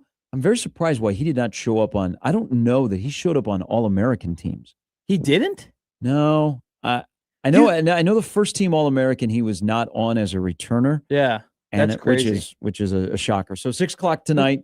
I'm sure that Josh will be on with Connor today, give you a little preview from Texas. Watch the Nebraska game and tell me how that guy isn't an All-American in special teams. Not just because he didn't have like a massive return or anything, but Nebraska was purposefully kicking the ball super short and giving Iowa a very good field position just because of his presence. Like, he wasn't returning the kicks, but because he was just out there, they were just like, we want to pooch it, and we'll put you at the 40-yard line. The Beatles that wear black shorts in Lincoln. So 9 of the top highest-rated volleyball matches involve Nebraska. The top 5 attendance marks in volleyball involve Nebraska. And not a surprise, ABC released the ratings yesterday for the 5-set match against Texas A&M. It is the most watched college volleyball match ever. One of the most. 1.2 million people watched on ABC. Now, on ESPN, I don't think it would have drawn the same, because ABC, being on ABC, it's different. Yeah. Like, when they run ABC, ESPN, Monday Night Football, I watch ABC. It has nothing to do with, I want to help KTV. But ABC gives it a little bit of a boost. Bigger deal. But here's the other thing. So I don't want to be all about ABC. I'm not company man. We are not owned by Disney. Now, who owns Hearst? Hearst owns local KTV. ESPN2 at 8:30, Nebraska and KU. This is the Nebraska effect. Sweet 16 match record for viewers. 718,000 people at 8:30 on Friday night were watching Nebraska KU on ESPN2. And you wonder why so many venues are in demand to get Nebraska volleyball to come play, either inside of the Big Ten or like Wrigley Field. God, is because they draw eyeballs, which is interesting because it's a program that you're getting further and further away from the last national championship. And I know this is not supposed to say this. Wisconsin's been a better Big Ten volleyball program than Nebraska has in the last 5 to 6 years. But yet Nebraska has a brand that everybody knows because of a match in Memorial Stadium and individuals they have inside of the program that people are like, I got to watch Nebraska. And it's not just because they're number one and they are the program that most people associate with the sport of volleyball. Like, it will be kind of crazy if they end up going to Wrigley Field and selling out Wrigley Field, and that being an event that would get covered nationally. And they technically finish in 8th place, in the NCAA. Do you think it would sell out? There's nothing confirmed, but that has been because of the rickets of having Nebraska next year play at Wrigley Field. You think it would sell out? I think it would sell out. Chicago is a really good youth volleyball, club volleyball area. They have monster tournaments there. Harper Murray has gone and appeared, I think, the last 2 years at, I don't know if it's an Adidas event or whatever, but you'd probably have, because you have to put seats on the field. You would have to close to 50,000. Yeah. I wonder how they have it configured though, because it's not. It's not a football field. You think they tarp off the bleachers? Well, they probably just wouldn't sell them. Yeah. I mean, I don't know how the floor would run. I think they could sell out because first off, just when there's an event at Wrigley, I don't know, maybe set it up for $25,000 because there'd be seats that remember, you're not in Lincoln where you're going for Nebraska. You're selling the sport. If you're in the bleachers and the volleyball court is small, you're a long way away. And I'll tell you this, I've been to a hockey game at Wrigley, and even that was pretty difficult in terms of being able to see. So I wouldn't be shocked if they tarped off the bleachers and they brought it closer to where the diamond was, right? Maybe if they went from like first baseline to third baseline, that's where they put it. And then they build their own bleachers, Gary. Like, that's more on top. Quit ruining my field. We still got to play into October next year. Our field. Okay. I'm a fan too. We build it there. We could put it on the dirt. You can probably put it, more on the dirt, like inching into the grass, but they would definitely sell out. I think no matter like how many seats you have there, maybe 40 would be a cap. But if you do anything under 40,000, that place would sell out, because whenever there's an event at Wrigley, it's a little bit like when there's an event at Memorial Stadium, right? It turns heads. You're like, oh, wow, they're having this at Wrigley. People immediately, even if they don't know the band or they don't, they're not a big fan of the band, or like they just know of them, will immediately start looking at tickets because it's just a great venue to go to. And you're more than likely going to find people that are also going to that, that are going to enjoy it. So I think that it would, if they did it there, it would sell out. Cubs are on the road from the 20th to the 27th of August. Then the Cubs are on the road for Labor Day weekend. Then you start to get into conference play. So there's a couple of weeks where the Cubs are gone that you could do it. Dude, Labor Day weekend would be insane if they did a volleyball match there. That would be peak. A couple of Iowa Western emails here. This is from a guy named Steve, who is familiar with the Coca-Cola products in this community. He said, Iowa Western, maybe this is the reason they're winning at Iowa Western. They've agreed to a long-term beverage agreement. Oh, with Coca-Cola. Chesterman Coca-Cola is the official beverage of the Iowa Western Reavers. You got Coke, you got a winner. It's simple. It's simple. I think that's probably been your best tease since we've been doing this, when you just went into a segment being like, Nebraska's got to do Coke. Don't go anywhere. Gary Mann on 1620 The Zone. That's how it's done. Look at Lincoln, man. Mm-hmm. That's why they ticked off Warren. Hey, stop selling Coke. Well, they didn't tell him. They didn't tell him. So they didn't. That's so never take one's Coke away from as they were getting to flip the contract in the late 90s. They never told. wild. Warren Buffett did not find out from Nebraska that they were flipping from Coke to Pepsi. And that created a little bit of tension. They didn't tell Uncle Warren, who loves his Coke and loves his Huskers. Actually, he loves the university. But he loves Coke. Don't take it away from him. University of Nebraska, Hey, Lincoln. Who didn't love Coke in the 80s and 90s? Hell yes. Yeah. I love Coke. I love Coke in 2025. Yeah, they didn't tell him. The Chicago Bulls loved Coke in the 80s. Yeah. So Most of the NBA did. Yeah. So did the New York Knicks. Mets of 1986. Joey writes in about Iowa Western. With Nebraska, I've always wondered, is it an administration thing as to why Nebraska doesn't recruit there? In the 90s, they also didn't recruit Iowa Western for basketball either. Galen Morrison or Will Perkins. Will Perkins at South was a dude. I would love to see Omaha South basketball come back. The run that Mr. Chubbuck had, Chubbuck Sr., and the dudes they had playing over at Omaha South, I like that. Man, I wonder if we could get that back. Is admissions an issue? Just something that has always seemed odd to me from all sports, not just football. Yeah, I think there's plenty of reasons. It's not Stroh, because I pressed him on. I'm like, what is going on? It makes no sense. And he said we try. We send them guys that we believe could play in the Big Ten. It just none of them have popped.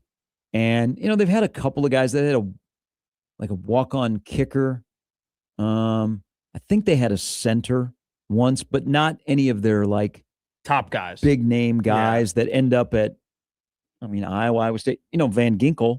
Van Ginkel transferred from South Dakota to Iowa Western and then goes to Wisconsin. And now I think he's like one of the best linebackers in the NFL. I think he's the highest earning former Reaver football player. He is when he is healthy, a top 10 linebacker in the NFL. Like when he's at his highest impact, he's the only guys who are playing higher level football than him are dudes like Fred Warner, who is an absolute freak. So yeah, that's oof. I have an email here I would like to read. It comes from Cody. Yeah. He goes, "Good morning, fellas." Good morning, Cody. I blame Matt for an issue at my home. Okay. On Sunday, my 8-year-old son woke up and said Christmas is 5 days away from being 5 days away from Christmas Eve. And then when you're at Christmas Eve, you're practically at Christmas. I see no fault with that. I see zero fault. I like the I'm glad that I have math. influenced the youth of America. And for Cody's kid, we're officially 4 days away from being 3 days away from being 1 day away. There we go. From Christmas. I get you. I'd like to give Cody a little advice here. There is this wonderful thing that is called adoption. That You're telling him to put his kid up for adoption because he's doing McMaster math? That's why? Or You're such a hater of McMaster math that you are advocating for people to give up their children? It's McMath. We have dirtied the waters when it comes to math. Okay? When Mr. 5th grade champion of flashcards around the world does not understand the new math, to simply sit down with a student and they go, "Hey, can you do this math problem?" I go, "Yeah, it's 4 times 2, it's 8." And like, "No, that's not how you get to it." And I'm like, "Yes, it is. Yeah, you have to show your work." Oh, and I'm like, "What are you being taught?" So I was like, "Hey, Jerry, you got to homeschool your kids. Okay, there's something going on. That math. Okay, so it's very simple. It's my biggest fear as a parent. Christmas is on the 25th. Today's the 17th. We're not 4 days away from being 4 days away. We are the 17th. It's on the 25th. We're making things too complicated, okay? We need to step back and embrace, instead of, complicating the day, just embrace that today is National Maple Syrup Day. Okay? Wow, I did hear that this morning. Hit like crack. Hit like Coca-Cola. Well, is it Denny's? Oh, Denny's has put out sneakers that smell like maple syrup. Oh, hell yeah. Uh-huh. Nice. Those are honestly my dream shoes are the retro LeBron ones. That smell like syrup? The Wheaties edition. What do they smell like? Greatness. And probably foot. Coming back from a 3-1 lead. I love how math. Yeah. I love how it doesn't have many rings in it. It has 4. They have an four NBA rings. Cup. They do have an NBA Cup. Thank you, Jimmy. And a Defensive Player of the Year that belongs to Marcus Saul that should belong to LeBron James. Real quick though, it's funny. I was going to say I love how math has turned into 90s basketball, where it's just like you. Thank God. Like it just turned into your era of math is better than any current era of math. How is it not? I will fight people in the parking lot. math is good. 50th and Capitol. If you think your math right now, teacher, okay, Nebraska Board of Education person, if you think the new math is better than the old math, 50th and Capitol, come get your boy. Okay, I will fight you over this. Cody is a great person. He's a great parent. But you know what? Adoption sometimes works out. That's just crazy. It's just like the portal in college football. The portal taketh away, and the portal giveth away. Okay? All right? Do you know PEMDAS? You know PEMDAS. I don't know who he is. No, that's not a guy. I just want to know if if Jaden Doss is ever going to play. No, he's not. They've switched him to 7 different positions. Did you just acronym, please excuse my dear Aunt Sally? Yeah, PEMDAS. Wow. I don't know who that is. Parentheses, exponents, multiplication, division, I subtraction. have a journalism degree. I just barely passed math. Dude, I took contemporary math at the University of Nebraska. PEMDAS sounds to me like I'm driving a rental car and they need the PEMDAS to get to the toll. Okay? I told my dad I was taking contemporary math, and he's an accountant. And he goes, "What the hell is contemporary?" Love your dad. I'd have been in there with guy. you. I'd have been side by side with you. He goes, "What is math? Is numbers. There's nothing contemporary about it. What do you?" He goes, "What am I paying thousands of dollars for you to learn?" Ours was 00 dumbass at KU. We dirty the waters. We want kids to understand the principles, okay? Yes, principles are a big deal. No. That's how you set the foundation for living a good life is you have principles. Use the mind where you have memorization, okay? Oh, yes, I'm with you. Yes. That's the difference. So that's how I did math. I got irate about this. This is not a bit. I was like, you got to be kidding me. 4 times 2 is 8. No, my teacher no! 4 times 2 is 8. Well, you got to do this, and you got to. Yeah, you got to. The work was up here. You know what? By the way, go ahead and show everybody your chicken scratch, because it's rich coming from a guy who has the worst handwriting I've ever seen in my life. Is telling everybody how that has nothing to do with education. if I want to memorize something compared to I gotta understand the underlying principles. What principle is there to understand? The right you have answer. 4 things and you double it and you get to 8. Okay. Okay. But nowadays in this generation, No wonder I haven't been asked to come back and sub at OPS this year. Hey, what's stopping you from saying that 2 + 3 is 6?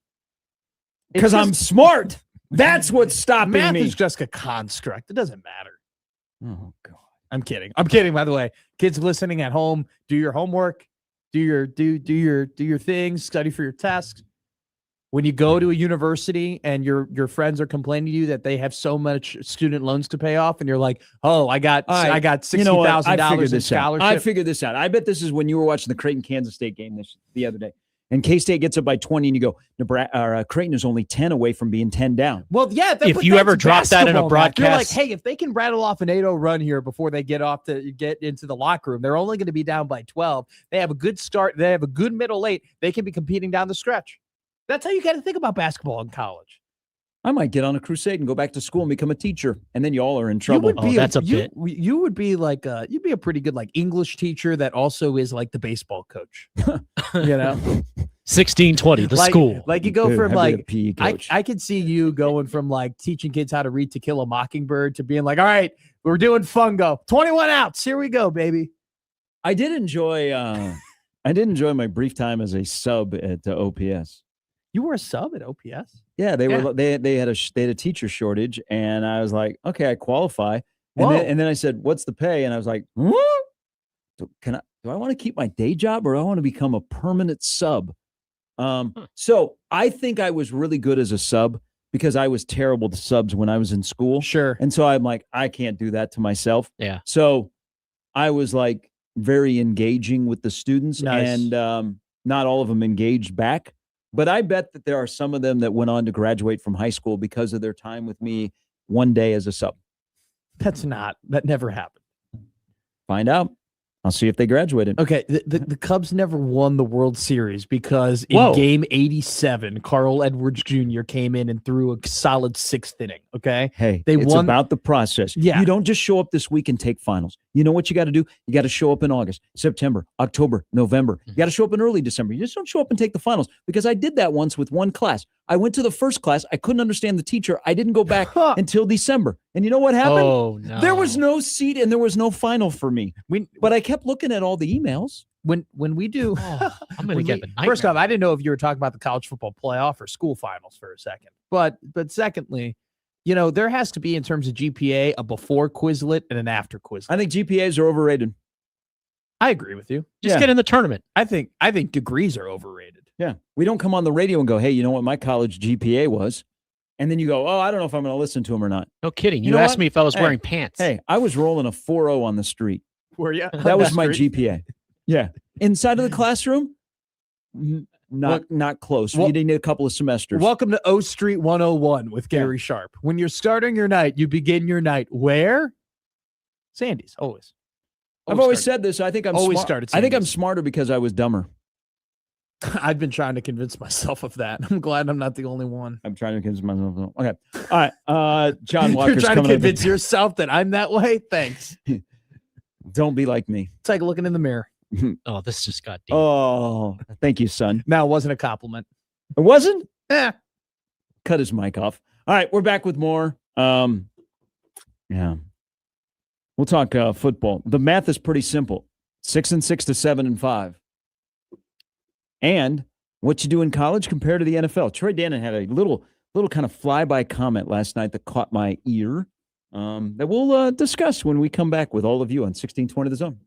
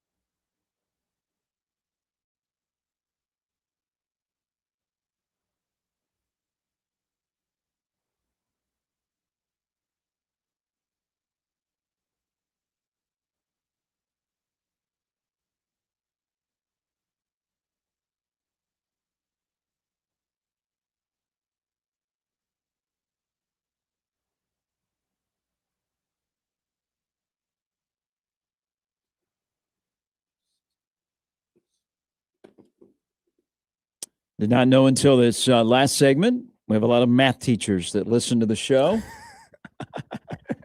Did you make a lot of people mad? No, people are trying to explain why you have to show your work. Well, Eric here says, I'm with you. I had to make the adjustment. It wasn't easy, but it does make sense. Hit me up sometime if you want to learn more. The goal is to get the right answer. That's what I did. I didn't have to show how I used to follow a math guy on Instagram. Whatever, every day he'd just do a math problem? He would do a math problem. Wow. And I watched it because it would Did he happen to be on Sesame Street? No, it wasn't Count Von Count I was following. Shout I was out Grover. following a fun interactive math dude, and he was very good, and it helped my cognitive skills, in all honesty, and problem solving and looking at things differently. And then, I don't know, all of a sudden he just disappeared. And then all these fitness influencers showed up on my Instagram. Then you found Tate McRae. Yeah, I did. And then it all went downhill from there. All right, here is Denver Bronco Eric. Good morning. Hello, guys. How are we doing today? Good. How are you doing? I love how Eric, you're always bright-eyed and bushy-tailed. Like, I could tell that the Broncos are 11-2 with your voice. 2 years ago. Now, gentlemen, I do need to apologize for my comments on Monday morning. Hey, we appreciate. I will accept the apology on behalf of Gary and I. We appreciate. You are perfectly fine, Eric. You get to do the victory laps. Hey, I don't wish ill will on people. I was just really hoping the Chiefs could keep it going for 2 more weeks till Christmas night, so that my Broncos could be the ones to put the final nail in the playoff coffin. But since that went by, it's okay. Patrick Mahomes will make a full recovery. He'll be perfectly fine. Thank you. But I have one other specific thing for Mr. McMaster. Oh, hey. All right. Please do me a favor. Okay. Because I know you're a pro wrestling fan. Thank you. Stop doing Steiner math in public. You Why? guys have a Merry Christmas. Why? Hey, thank you. That's a great call, Eric. Rack him. Steiner math is awesome, man. Typically, you have a 50-50 shot when you're on a one-on-one match, but I'm a genetic freak, which means that I have a 70% chance at winning the match. But when you factor in Jimmy Chavez and it's a one-on-one match, typically your odds go down to 33%. But if you take in my 75% to win the match, and then you add my 33% to win the match, and you subtract by your 25% to lose the match, I'm gonna have a nightmare tonight. A 117% chance at winning this match. Steiner math. Okay. Wow. So hopefully some OGs out there. Our discussion about Iowa Western and the Reavers play for national championship tonight. People were quick to also add to the mix of misses by the team on one side of the river compared to the team on the other side. Davion Nixon, who was at Iowa Western and then went to Iowa for 1 year and was the Big Ten Defensive Player of the Year. So Iowa JD has the story right. He committed to Iowa. Iowa said he didn't qualify. Kirk Ferentz set him up at Iowa Western, and then Iowa followed him. Nick Saban actually came to practice in December. I think Gary Patterson and Nick Saban one day were at an Iowa Western practice. My God. And he went to visit Alabama, but he stayed with Iowa, and Nebraska was never able to get involved in his recruitment. So yes, it is a long, very mysterious reason, especially with the guy that founded the program, happens to have his name in multiple places down in Lincoln. A guy who happens to have his name on a door in Lincoln had his radio show last night. His name is Troy Dannon. So Nebraska has one position to fill on the defensive staff. It's defensive line. We're waiting. Yes, we are. Waiting. I wonder if we have to wait until after Texas A&M plays on Saturday. Would a win or a loss affect whether or not Elijah Robinson? Yeah. By the way, that game should not be the noon Eastern game. Right. Why is that not the primetime game? Well, I know Oregon is not playing the first game out of the box on Saturday, but still, why couldn't they play like 12:30 local? And Texas A&M Miami at night, but Texas A&M Miami is the first game on Saturday. You need night at Kyle Field. There were people who were trying to make that argument on Twitter, but like you can't have Oregon play but like 9 a.m. They can play the second game. They could play the second game for sure. Who's the second game? Ole Miss and Tulane. That should have been the 11 o'clock. And then Oregon, JMU or night game at Autzen. Man, I'm worried about Oregon. Can they keep up with JMU? It's a really fast football team. I'll ask Joel Klatt. Okay, so Dannon brought this up. So now the staff, You got rid of an NFL guy that called defensive plays. You got rid of an NFL guy that was defensive line coach. You essentially got rid of an offensive line coach who was NFL before he got to Lincoln. Dannon had an interesting comment about this last night. Okay. So this is his quote. I'm going to read this whole thing, and then you can react with everyone else if you've not heard this. Did you hear this live last night? I read the notes. I'll be real. I read the notes of the interview. I did not listen to the entire interview. So this might be new to me. I don't think I know what you're going to say. So Dannon went into this discussion about the staff, and he praised Rule for making changes when he saw that changes had to be made. I don't think Dannon was going to sit there and go, man, I don't know what Matt was doing. He said the NFL is more of a scheme game. In college football, it's a player game, and coaches have to scheme around players. So I'm trying to connect dots here. The whole damn program had no energy, right?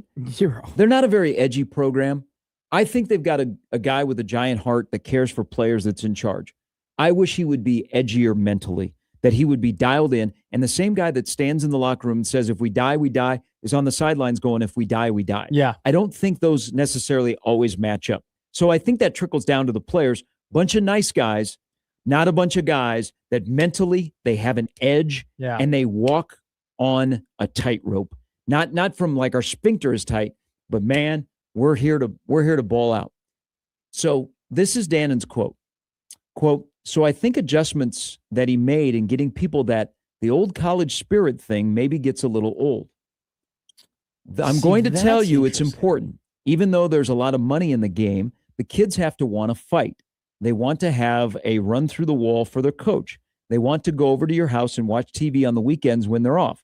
They're still college students. No matter how much money, it's not going to change. It doesn't change in any sport. So we have to make sure that I think we're coaching as we could coach college students and not pros. Remember where the head coach just came from. Good point. And remember the amount of staff that he brought to get started quickly. They came from Carolina. Good point. We had a lot of talk about that, I think, over the last half of the season. Quote, I think he's got a really good staff in place. I have a lot of thoughts on that. I want to boil it down to one thing, though, right? Because you brought up a point that you took from that, right? About the edginess, about the guy who says, if we die, we die in the locker room. Mm-hmm. So it falls back for two things. I want to bring Nebraska basketball in this conversation because I said this yesterday on the afternoon show. By the way, can I just insert something real quick? I'm sorry to interrupt you. Nebraska basketball is not a circus act, okay? They're not at the state fair, and they're a little midget in a box, and you pay money to go look at them, okay? Because that's how I feel like some people are treating Nebraska. Yeah. Nebraska basketball is a good program. Okay. So, okay? Yeah, thank you. They're not a circus or state fair attraction. Thank you. They're a good basketball program where you go, oh, look at them. Thank you. I had to get that off. Amen. I listened to a national perspective yesterday, but most people they understand the feel good and Nebraska basketball is legit. Well, I just don't want to be treated like, the fat lady that I paid money at the Iowa State Fair to go look at. And I go, God, that's what looks like somebody's 600 pounds. They're not a freak show. Okay. They're a really good basketball player. Josh, and I understand it from Josh's perspective, tried calling Nebraska basketball a Cinderella story. And I go, they're not a Cinderella story because Cinderella, when teams are going on Cinderella runs, they know, hey, the bottom is going to fall out eventually. Like, we can't keep this up. And when I watched Nebraska basketball against Illinois, the entire time they knew they were a good team. They knew that they belonged there. And I fall back to Signetti in Indiana. And what does Signetti tell his guys in the locker room? If we die, we die. No, he goes, you're going to kick their ass. Yeah. You're going to run over them. They could be playing ODU. They could be playing OSU. He goes, you guys are better than them. You're tougher than them. You're more physical than them. And that team has an edge. And that team knows they're good. And that team doesn't have a tight sphincter.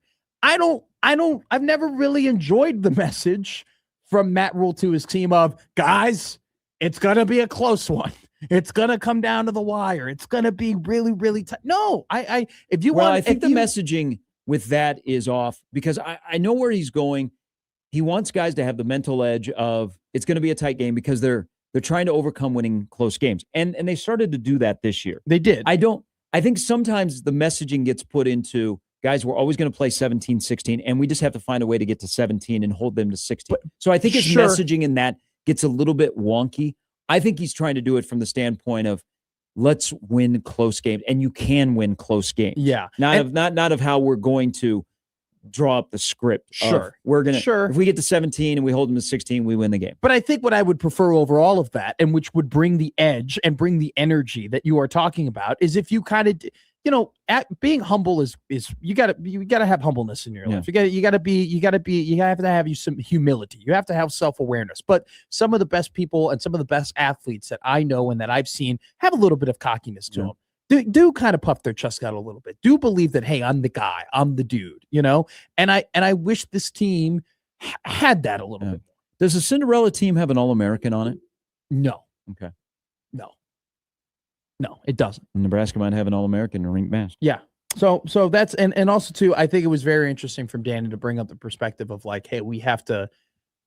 I know that you're in love with. I think Rule gets in love with football minds and not necessarily in love with what is good for college players at times. And I think he kind of got it. He fell in love with John Butler's football mind, and I think that kind of was a detriment. They talk football completely different. But I think he fell in love from like a schematic, and this is what I think Dana was hinting at. I think Rule kind of fell in love from like a X's and O's and schematic perspective and didn't fully take into account the, hey, you have to connect with players and develop players. And I think it took Rule too long to realize that Butler didn't really have an interest in doing that as much as he was just like, you got to get better dudes. I think he fell in love with the commitment he made to John Butler when he brought him here in the middle of the summer. Yeah.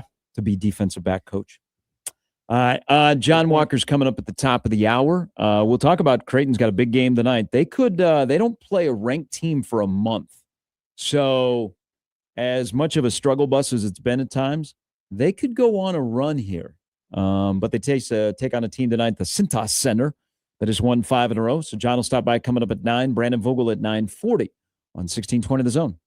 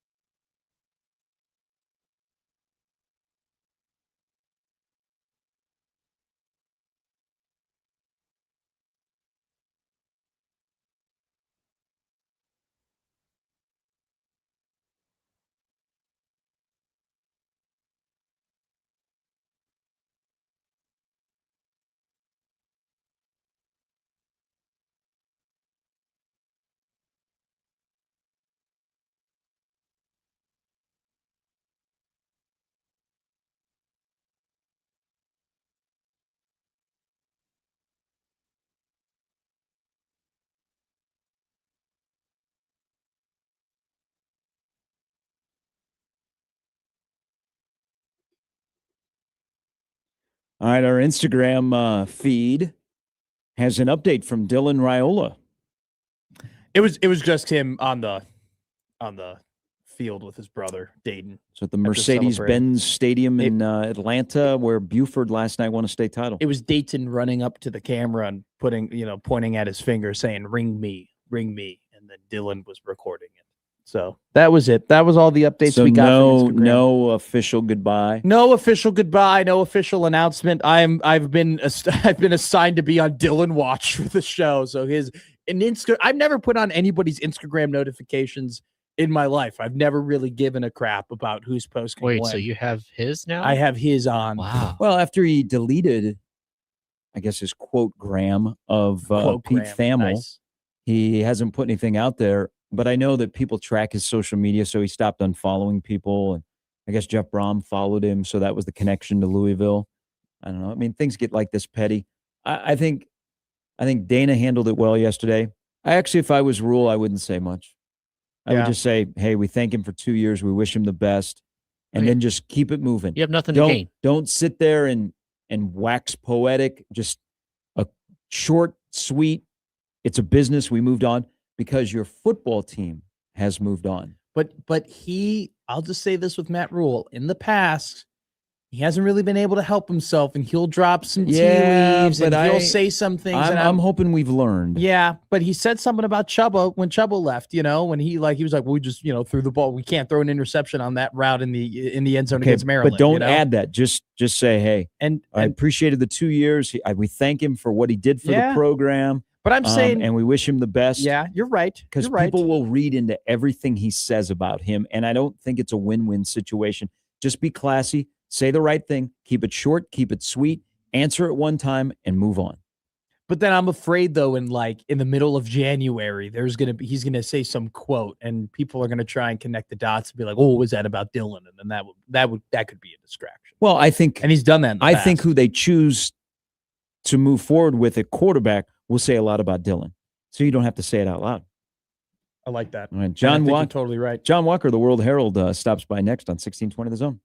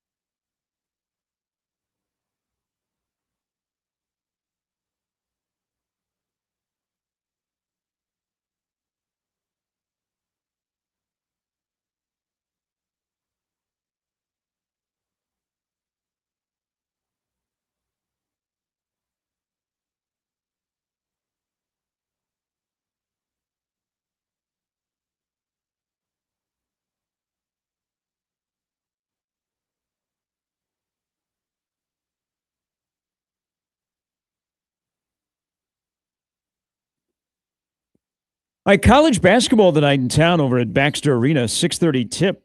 Creighton and Omaha play. Omaha, which decimated by injuries, they had a tryout yesterday. They had a good collection of students, female students that are on campus at Omaha. They may have found a player, hit like 5 of 7 threes. Nice. Yeah. That's they awesome. have to Good figure for out her. they have to figure out if they're eligible because you have to have progress towards your degree and some other things. Sure. But Creighton and Omaha tonight over at Baxter Arena. There'll be a lot of local products on the floor. There might even be a John Walker sighting tonight. There is a John Walker appearance on the show right now from the World Herald. Good morning. Good morning. Good morning. How are you guys? Good. How are you? You're busy. You need some positivity going on here. Yeah, I'm good. It is busy, that's for sure. Let me see. Let me pop out to my whiteboard real quick. I have at least one story a day. Okay. All the way through next Tuesday. Nice. Nicely done. So yeah, and it's a busy time, and then I'll kind of fall off the radar for the holidays. For a couple of days, sports willing. But no, it's just a busy time of year. Spirits bright, spirits merry. So yeah, man. Yeah. Hey, thanks for the story. I really enjoyed Lance Waddles, the story you did with Lance last week. That was really, really good. He's having a great year, and he has got a great background of where he came from and what he's doing now. So thank you for that in the World Herald last week. Yeah, of course. Thanks for reading it. He was a blast to talk to. Sam McEwen put that on my radar, actually. So credit to Sam. Because I didn't even realize that Lance was like among the nation's top 3-point shooters. Mm-hmm. And so, yeah, Sam put that on my radar and popped by the Northern Colorado game and talked to Lance afterward and talked to Jay Sean that night too. He just had the program's first ever triple double last night. So yeah, man, things are looking up with the Mavs. They get Tony back. Paul Jobé will make his debut on Saturday. Nice. Yeah. So yeah, man, things are looking up for the Mavs. All right. After a roller coaster ride of the first 6 weeks or so. That would probably be a way to describe Creighton men. So it gets real tonight. I mean, they one more non-con game, but 5-5 is not what anybody expected. Nobody expected McAndrew to go down with a season-ending injury or Hudson Greer to burn his red shirt, then get hurt. All right, 5-5 off of what happened downtown on Saturday. Big East starts tonight in Cincinnati against a team that's won 5 in a row. As you watch the second half on Saturday and you listen to Mac, do you think he is getting any closer to having some answers or having some of his questions answered right now with this basketball team? I think so too. And before I even start my answer, thank you for reminding me to tweet today's advance. Matt, I would love for you to pull this up and show Gary, because it if you want the question answered, go read the Omaha World Herald. Essentially. Okay, so I just tweeted it. Thanks for the heads up. Thanks for the reminder. Okay. And yes, that's essentially, Gary, that's a phenomenal question. And it's essentially what I wrote about today. Because Greg McDermott minimized he first shook up the starting lineup, plucked 3 starters from it, inserted Isaac Trout, a guy who had only started 1 game previously. I believe that was the opener against South Dakota. And then he started Ty Davis and Austin Swartz, guys who hadn't started a game all season. And that group, those 3, plus Fedor Zugic, Josh Dix, and Jason Green, played nearly all of the minutes in the second half of that game. I think Nick Graves came off the bench and played 3. And even then, Greg McDermott literally outwardly pleaded with him, like, you have to play hard. And I think Owen Freeman might have played 8 or so, 6 or so, somewhere right in there. But the other 6 guys, that's it.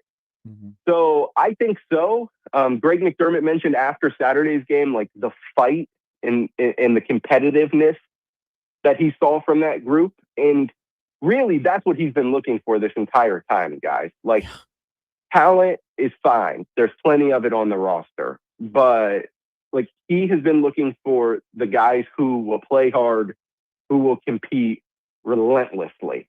It's one thing to do it a couple possessions here and there, but he wants guys who will do it relentlessly. And he just hadn't found those through the first 6 weeks. Well, he found a combination that worked in the second half against Kansas State. And is that going to be the rotation, if you will, moving forward? Do we see the same starting lineup tonight at Xavier?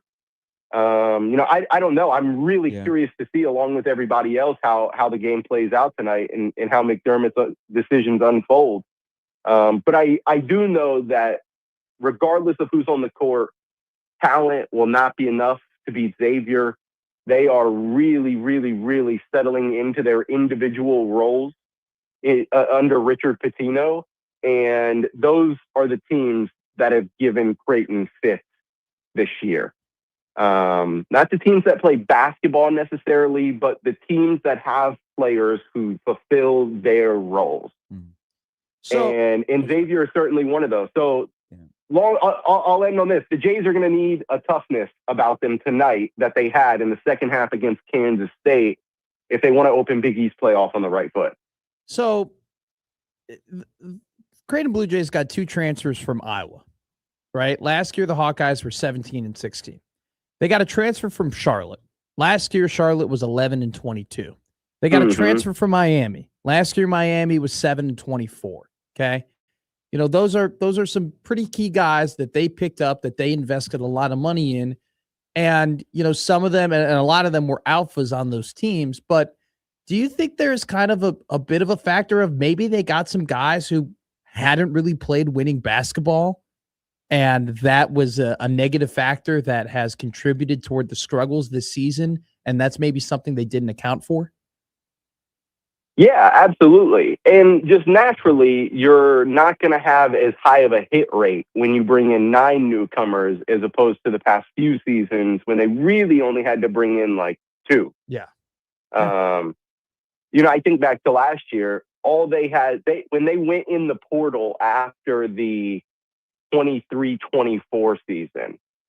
So the last game with Baylor, Trey, and Kalk. Once that season ended, they knew they had to go in the portal, and all they had to get was a shooting guard and a small forward. And they did that with Pop Isaac and with Jemiah Neal. So boom, it's a lot. If you hit on those 2, boom, you're batting 1,000, right? It's a lot easier to not bat 1,000 the more opportunities you have, of course, like just law of averages, right? And I don't think, let's just not even include the 2 international kids in Hudson Greer. You have 6 transfers join the program this offseason. Like, you're tripling your availability for misses, if you will. And so I don't know if we'll be able to say who was a miss, who was a hit until probably the end of the season when the rotation, whatever that ends up being, really, really, really sorts itself out or until McDermott sorts it out. But yeah, absolutely, Matt. That was like always the fear that the 2 most coveted transfer portal prospects you added, not coming from a winning program, could have been trouble. And I don't necessarily think, like, Josh Dix has given literally everything every time he's been on the court. Like, he's their leading scorer. He is plastered to their top defender, the other team's top scorer. Sorry. And yeah, so he's doing it. He's doing it. I don't really have any issues with Josh Dix, but obviously, as we've seen, the rest of the guys still have a way to go if they're being plucked from the starting lineup. Yeah. So yes, in a long meandering way, it absolutely could have. Like you heard what Greg McDermott said about Sam Hoiberg. He doesn't care about what he gets. He cares about winning. Yeah. And when you don't come from a winning program, that's not always your focus. your focus could be jaded from that, regardless of what the situation was of, what the irrespective of what the situation was at the previous school. Like your focus could be jaded in that regard. And I don't know. I think we've seen a little bit of that throughout the first 6 weeks of the season. Hey, I'm glad you brought up Dix's defense because he had a great week, kind of flew under the radar defensively. Sanford and Lincoln, and then what he did to Haggerty. But there's another person on the floor that was with him in the second half. And, when you're 5-5, you are what your record is, and there's some inconsistency in there. So one game you watch Trout and you're like, okay. And then you watch Ty Davis, and to be honest, against Nebraska, I thought, man, Ty Davis seems like a guy that's going to be playing for Ryan Miller. He's not going to be able to play in the Big East. And then I look at him Saturday, and he's a big reason why they're getting back into the game. So what's his role moving forward as you try and figure out who's going to handle the basketball and run the offense and who should get the most minutes at that position?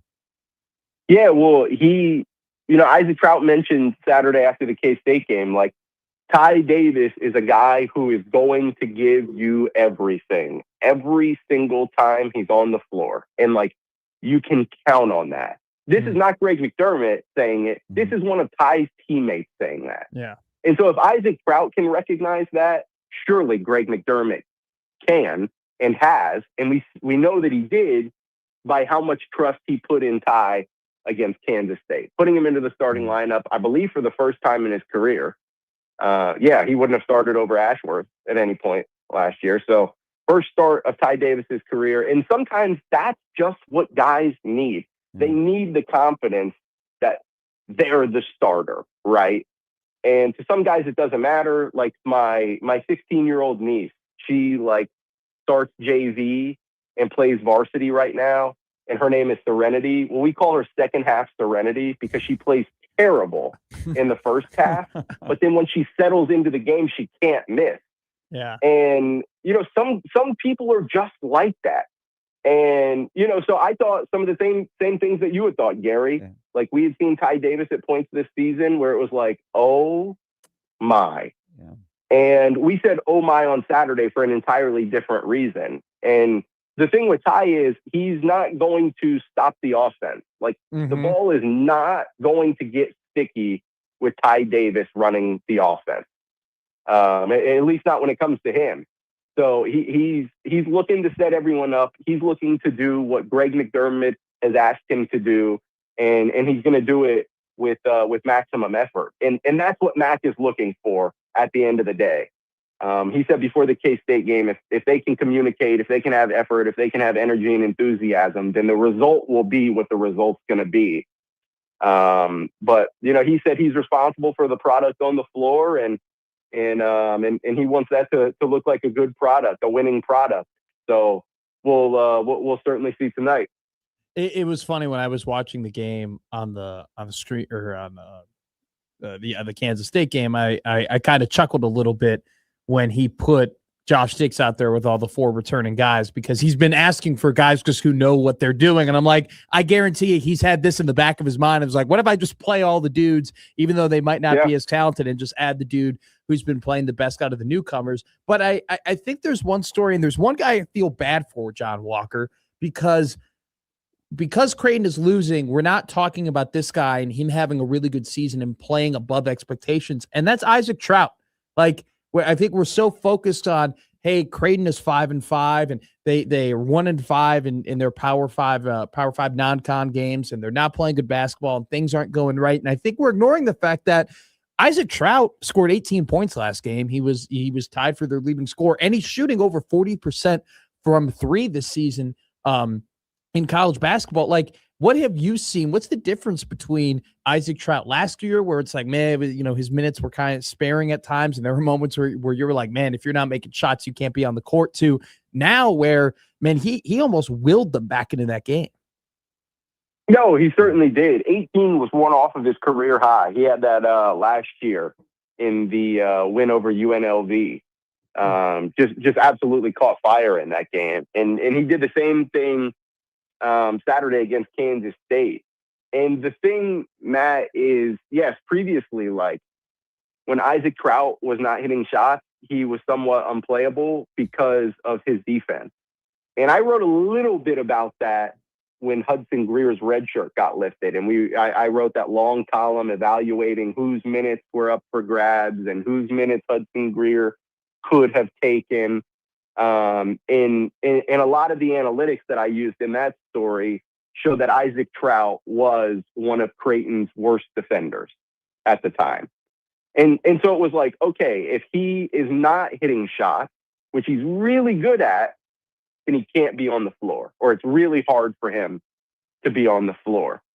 And sure, he made shots Saturday against Kansas State, but he walled up as a defender at pivotal points, and he just brings the toughness and experience that, again, Mac is looking for. But you're exactly right, Matt, that he is having a somewhat under the radar season. He's a little over 41% from three, creeping up on his career high. He's playing a career high in minutes. He's averaging career highs in points and rebounds.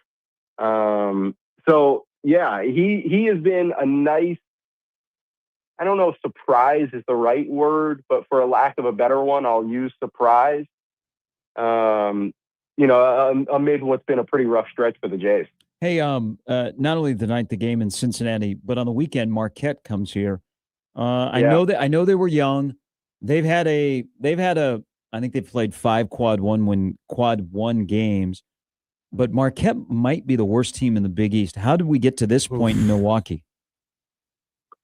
Candidly, reluctancy to use the transfer portal. When you have a development-minded approach, that works really, really well every 3 to 4 years. Think of what the Creighton women are going through right now and how good they were over the past 3-4 years because they had a group that developed with each other. And now Jim Flannery has another group that will have to develop with each other. Will the Creighton women be really good in 2 years? I'll bet. But it's going to take some work to get there, and we've seen so far how far they have to go. And we're seeing the same thing with the Marquette men. Shaka Smart does not, period, exclamation point, use the transfer portal. And so they're now caught in this phase with no Tyler Kolek, no Cam Jones, no Oso Ighodaro, no Stevie Mitchell, right? Like they're in the reset of this development phase. And it's so hard to win in college basketball with an inexperienced roster, whether that's a freshman, whether that's a junior who hasn't played much their first 2 seasons. Wherever their inexperience stems from, it's really hard to win in college basketball with an inexperienced roster. And I think that's kind of what we're seeing with Marquette this time around. I want to ask you a general college basketball question here. Please. Illinois added another Eastern European basketball player. His last name is Bilic, and Balkan Brad Underwood has really taken this to a different level. And you know what, John, if the Putnam National Spelling Bee wants to have a difficult competition this year, they should just read off the names of UT Martin's roster. Where are we going with this? Like what is happening? Is this good for the sport? Is it bad for the sport? You got guys who have played Euro ball, pro ball, who are very much way more developed than an 18-year-old coming from high school here in the States. Is this something that, the powers that be are looking at and questioning? Just what's your kind of your read on this situation? I have nothing against, where they're coming from. It's just, I think that there are definitely concerns with age, development, and the fact that they're coming, they were previously pros, some of these guys. Well, that's kind of the root of the problem or the root of the issue. I don't know if it's a problem necessarily. It depends on who you ask, right? Sure. But that's the root of the issue is that, like, what is the difference between playing high major college basketball and playing one season in Europe? Like what's the difference between those 2 leagues at this point? Sure. And so I think it's really good for the product. I think it's phenomenal for college basketball. The better players you can have playing college instead of overseas, instead of going to the G League or leaving for the NBA prematurely, like the better for college basketball. But the morality is the issue, of course, because as you mentioned, Matt, can we have a guy from the G League like get reinstated all because he hasn't played in the NBA yet? Yeah. It's like, well, okay, what makes him different than what makes that guy any different than if Ryan Kalkbrenner had went through the draft process, didn't get drafted, and then said, I'm going to go back to Creighton. What makes those situations any different? So there's the morality issue. And then, of course, in Illinois' instance, it's like, and, Creighton has a few of those on their roster, too, with Fedor Zugic and Kerem Tonon. It's like, okay, can we let 21, 22-year-olds come over here and play an 18-year-old's game, a 19-year-old's game? Well, the fact of the matter is, guys, it's not an 18-year-old's game. It's not a 19-year-old's game anymore. It's a semi-professional basketball game. Yep. And that is the same, whether it's in Europe, whether it's in the G League, whether it's in college basketball. I think increasingly, we like those three all draw closer together with each day that passes, with each European product that comes overseas and plays college basketball.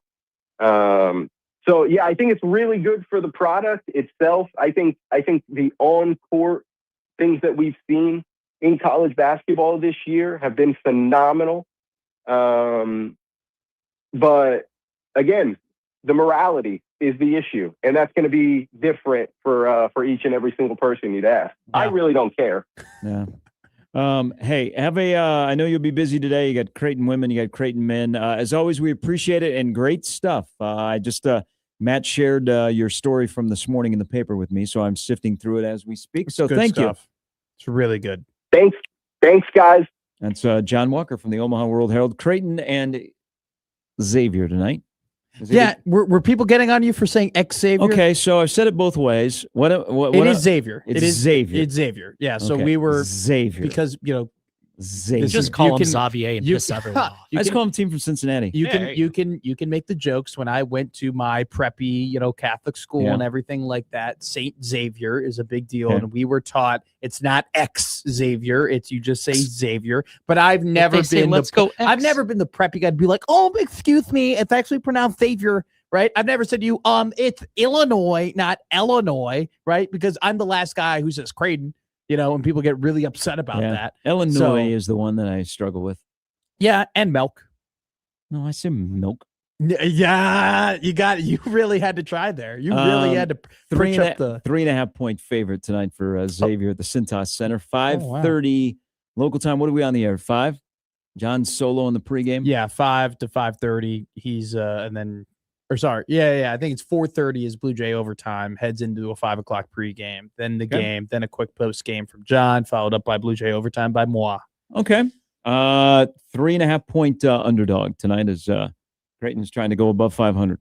Weird world we live in. Nebraska men and women are both 11-0. Creighton men 5-5. The Creighton women who are at Omaha tonight 4-5. Upside down world. And remember, Indiana football is relevant. Indiana football had a guy win the Heisman. Yeah, and then he went on LinkedIn to post that information.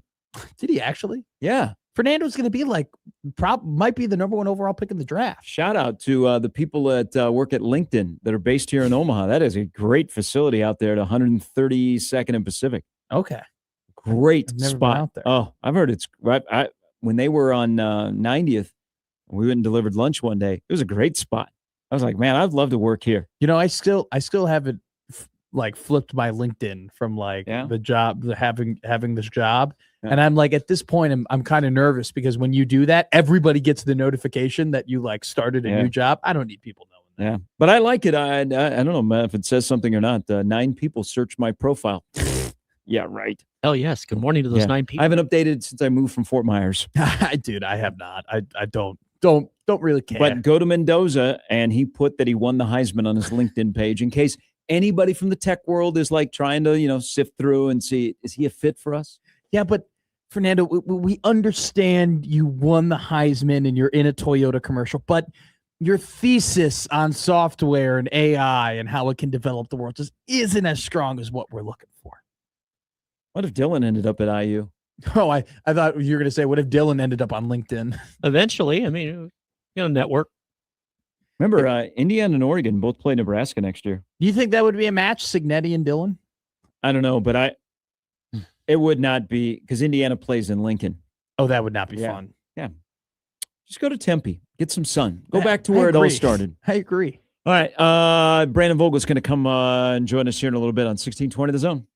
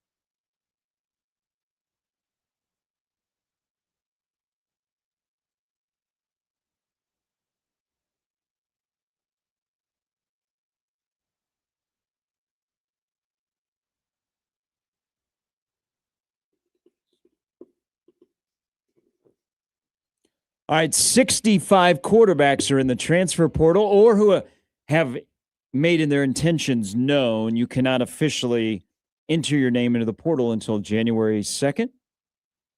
So do what you will with that. Brandon Vogel is going to join us here in a little bit.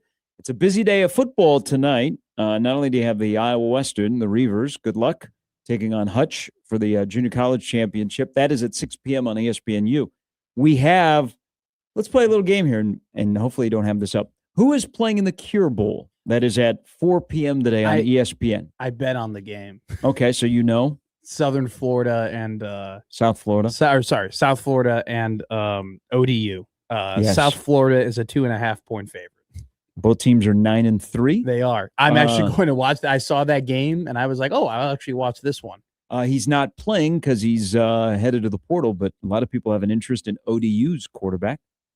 Then at 7:30 tonight on ESPN, so it's a doubleheader, is the 68 Ventures Bowl. Yeah. Do you know who's playing in that game? I saw the look. Is it Illinois State? And they are FCS, but good try. Okay. I don't know. I have no clue. If you tell me, I'm going to get mad because I saw the logos. I just didn't really give a damn. It is Louisiana. Okay. And in their first bowl ever. Whoa. Delaware. Oh, good for them. Mm-hmm. Okay. What's the spread on that game? Fighting Joe Flacco's. I am not sure what the spread is on this game. So this is the 68 Ventures game being played in Mobile. It used to be known as the Mobile Alabama Bowl. Then it became the GMAC Bowl. And then it became the GoDaddy.com Bowl. I remember. And then it just became the GoDaddy Bowl. That was weird. And I've become addicted to that podcast. Call her daddy? Yeah. Oh, yeah. That's a bad look. Why is that a bad look? There is some what you want to learn about the Gluck 9000? That's what you're trying to learn about. There's even I am like, I don't. Can you say that even on a podcast? Are you listening to current episodes or old episodes? Because like current episodes, they show up in my TikTok. Okay, are they old episodes? So they get real. Yeah, I don't. Let me. They get very. More than intimate. It was with a woman name. I think her name was Sophie Klein, maybe, or I don't know. Sophia something, and it was Alex Cooper. And in the dawn of Call Her Daddy, it was like I had, I did this weekend. I'm seeing on my TikTok a lot of the older ones. Yeah, and they would detail all of the things they did, or like one of them would go, "I cheated on this guy," or "I did this," or "I did that," and then they would read crazy stories. Now they had a very famous Sophia Franklin was her name. Okay, they very famously broke up. Okay. Mm-hmm. And they were trying to get out of Barstool, whatever. Franklin got pushed out, and then it became Call Her Daddy with just Alex Cooper. The reason I know about this was because it was a Barstool drama. Yeah. They were originally a Barstool podcast. And now Alex Cooper, like years later, does not talk about any of the stuff they used to talk about. It used to be, this is the intercourse that I had this weekend turned into you're going through depression in your life. Yeah, those are the ones I'm seeing recently. She became like Dr. Phil. She went from being like how to make your life better in bed to like a therapist. It's a crazy transition. You should not be bragging about you listening. How to can that. you not listen to it? Because it's my weird life is, and it's raunchy and it's not for you. It was not made for middle-aged men. It was made for younger women. My life is boring. And then I'm watching this and I'm like, man, there's some things I didn't try when I was younger. Just put on a Bill Simmons podcast. Back to football. Can you just listen to the low post with me? All right. You don't need to listen to Call Her Daddy. You don't need to find out about the wags of the NFL and how they got there. Just find out about the fact that, Dominic Vassell is having a pretty good year for San Antonio. Hey, also known as Devin. Hey, TikTok is great. Devin TikTok Vassell, also has taught me not only some things I should have tried when I was younger, that it also shows me we've got a ton of foodies in this town that love to do food reviews. And then they're pretty good. They're pretty good. Dude, the food here, I tell people ask me all the time, they go, how do you like Omaha? And I always say to them, I like Omaha. I do, dude. Love it. Dude, I go, the food there is awesome. Why are you making fun of me? I'm complimenting the O. Omaha. I only ever knew Omaha because of some respect on Bud Crawford. Peyton Manning and that one Bob Seger song. Just turn the page, Gary. There we go. Okay. I was like, I know you have to know the title because it's Bob Seger.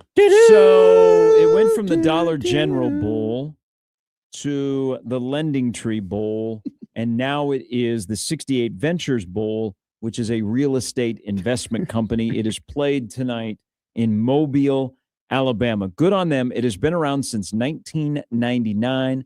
The payout is $1.5 million. It is at Lad People Stadium. And if you are a diehard fan, you will remember that as a place where we spent a lot of Christmases together. Really? Watching the blue Hell gray, yes. watching the blue gray game. Or the Aloha Bowl. This is way before my time. Yeah, but the blue gray game What is was an that? all-star game, Yeah. a college football Okay. all-star game. Oh, that's sick. Yeah, that was played in there were fewer bowls, of course. Sure, Christmas sure. Was morning. played on Christmas for the teams that had already played in a bowl game or did not get into a bowl game, and it was played on Christmas Day from Mobile, Alabama, and it was a must-watch. And You would I get take your it that- scouting fix. Yeah, I take it that these guys probably played the game at full speed and hit the crap yeah, out of yeah, each yeah. other. It was a nice game. Yeah, it wasn't like legit. yeah, that's awesome. I miss where men were men. Well, remember, we used to have the college all-stars against NFL all-stars, and they played at Chicago Stadium. I did know that. Yeah. That's the only reason I knew that. Last one was because they played in a my hurricane. hometown. You know what? Okay, you people that are tweeting at me, you have at one point dabbled with some Call Her Daddy pod. I mean, I can't. It showed up on my TikTok. I was like, oh my God. But Did she really say that? So I listened. And then the problem is I listened one time to the And now whole you're 2 hooked? minutes. I'm not necessarily hooked. No, but now it's it on your shows up feed. on the algorithm.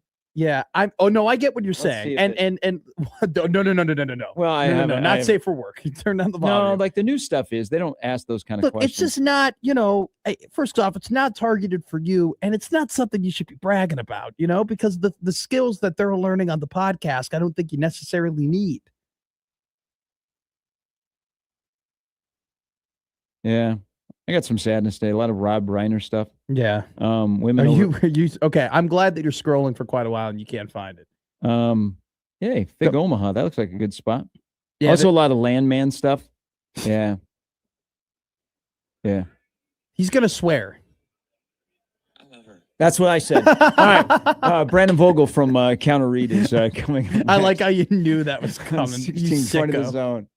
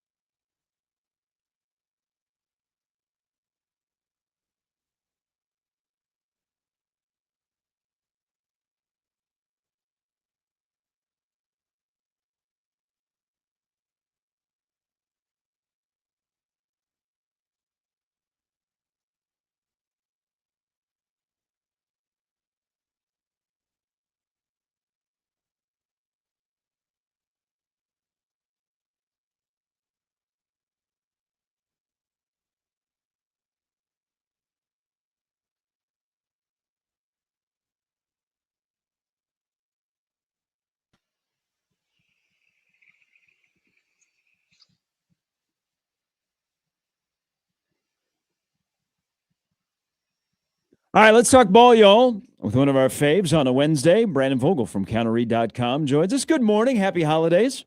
Good morning. Happy holidays to you guys. We have a lot to dive into, and you've done that on counterread.com. Dana Holgorsen yesterday basically said when they were talking about the offense, we're still kind of looking for it. Okay. If you're looking for it and you're the detective, what's the best route to go for Nebraska to have success in 26 on offense? Well, it was interesting. Holgorsen yesterday said that he basically changed his plan due to the fact that Nebraska couldn't pass protect as well as it needed to. You've made a change at O-line coach. Hopefully that addresses that. Hopefully you can address some of that through the portal. But realistically, I think the way the offense looked over the final 3 games, result not counting or factored out, I guess, definitely counted.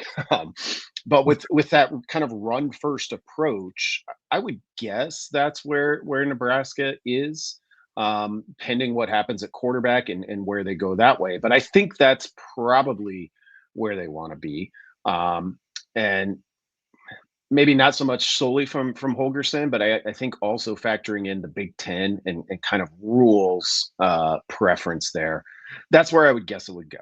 A little bit more run based with the pass coming off of that, which was not Nebraska for long stretches of the first 9 games.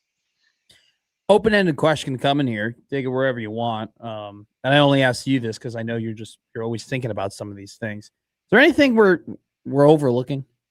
Is there anything when you look at this roster, you look at what they have, you look at the holes they need to fill? Is there anything? Because we're talking about the quarterback, right? We're talking about the running back. We're talking about the D-line. But in your opinion, Brandon, is there anything you look at and you go, why aren't we paying more attention to this? It's tough with the way that the year finished, but I think even despite the sacks, the offense was basically where I thought it needed to be up till November. And that's kind of a big picture question of, okay, if that's what it was, if my answer to the previous question is completely wrong, which is possible, and no, they want it to look more like it looked in September and October, which I would describe as a pass first offense. Can that work in November in the Big Ten? Or do you have to build the plan around what comes in that final month, where Nebraska has had enormous struggles under Matt Rule so far, and prior to that too. So I think that piece of it, I still feel like I get here at the end of the year and I look at the offenses they improved, but they didn't get where I thought they could get to. That it's easy to forget that for about 2/3 of the season, I thought they had a chance to do it. So as we go into the offseason and we talk about O-line and quarterback changes and what Nebraska needs to do in the portal at running back, or how it addresses that, that's the thing I'll try to fight to remember is they were close. They were there. They needed a different November. Hey, speaking of offensive line, so I really like Kanak talking yesterday, but more importantly, because I have high hopes for him for next year because he's finally learning to be an offensive lineman and not just an athlete playing offensive line because you're big, and that's Elijah Pritchett. Nebraska held him accountable. I don't think they held him accountable at Alabama, and he didn't know how to react, and they were hard on him because he was not good on himself, and he's not a good teammate of the responsibility that you have to hold up your end of the bargain. And then he slowly got better as the year went on because he realized, hey, what am I doing here? So I'm looking for big things at him in 26. But as he was talking yesterday, we have this discussion about the floor and the ceiling, and it usually has to do with wins. Yeah. Give me a position group on this roster that establishes the floor, and then give me a position group that establishes the ceiling. Well, I think you're right there, because I would say the offensive line probably establishes the floor. And Nebraska went 7-5 this year with a line that dealt with a lot of injuries, to be fair, but showed it could do one thing pretty well by the end of the year, run block. And really struggled to protect the passer, particularly when Raiola was there, which also goes to the quarterback a little bit. So that's the floor. The ceiling is more is more difficult because I don't know what that group is, but I typically think you've got some usual suspects that are kind of true every year. I think your receivers have a chance to set your ceiling if you're really good there. I would say the team that did that in or the group that did that in 25 was probably the defensive backs, which is also another area I would look at. And then, it gets a little bit too fine with this, but I think you got two really good edge rushers, that can be it too. So of those, with what we don't know about that group or any of those groups in 2026, I'd probably look to, if Nebraska gets a lot better at the edge and the D line generally, that's probably your ceiling center. So I think pre-Dillon, the offense was the identity that Matt Rule wanted to have was running the ball control, kind of more of your prototypical Big Ten style offense, right? Things that we've seen in Wisconsin, things that we've seen maybe a little, I wouldn't say Iowa because I think they still want to pass the ball, but maybe like, similar things that we've seen, when the Purdue teams were really good, they definitely established the ball with the run, but then had some pretty good quarterbacks like Aiden O'Connell. Go ahead, Brandon. Do you think at the quarterback position, because they're going to want to establish the run hypothetically, and you're probably going to go out and go into the transfer portal, right? I know a lot of people are talking about a mobile quarterback, but I'll just ask you, do you think at the QB position with what they want their offensive identity to be, less is more?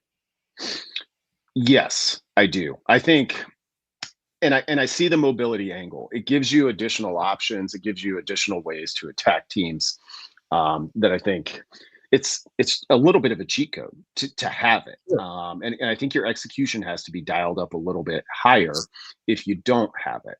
But that doesn't, for me at least, when considering potential quarterbacks, doesn't preclude a pocket passer. As Holgerson said, they're just looking for the best guy that they can land, which of course you are.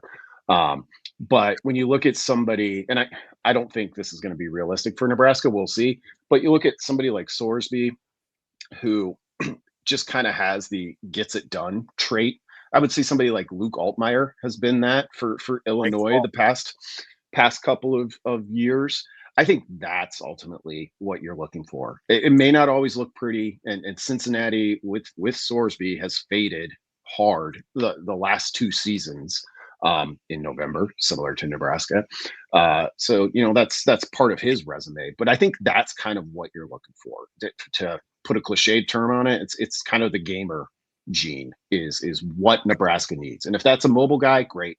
If it's not a mobile guy, I think you still value that trait more than anything else. Hey, why players that have a great legacy here, that either become fathers or they become employees or they become coaches, they don't work out at Nebraska? Is that a individual thing or is that a Nebraska thing?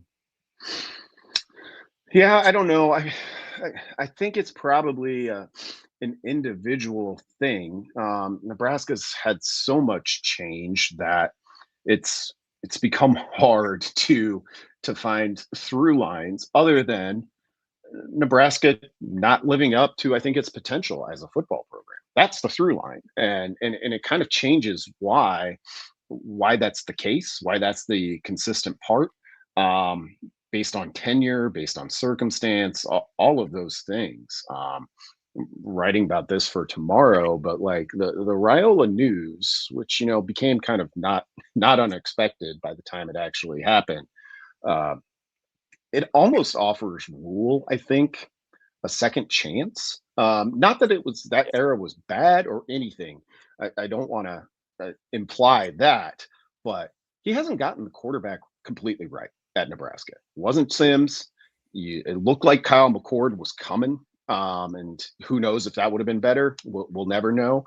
Raiola came in, got Nebraska to 2 bowl games, was a perfect base of the program, but he's leaving, and Nebraska hasn't accelerated as quickly as it wanted. Raiola probably didn't accelerate as quickly as he wanted. So this, like, what happens at quarterback, I think, kind of becomes a chance to reset and reestablish where Nebraska is going. What's more important, acquisition of a top tier running back or acquisition of a top tier quarterback? It's probably still got to be quarterback, I think, just when you look at what they're asked to do. And I'm somebody who thinks that maybe that guy is Latif.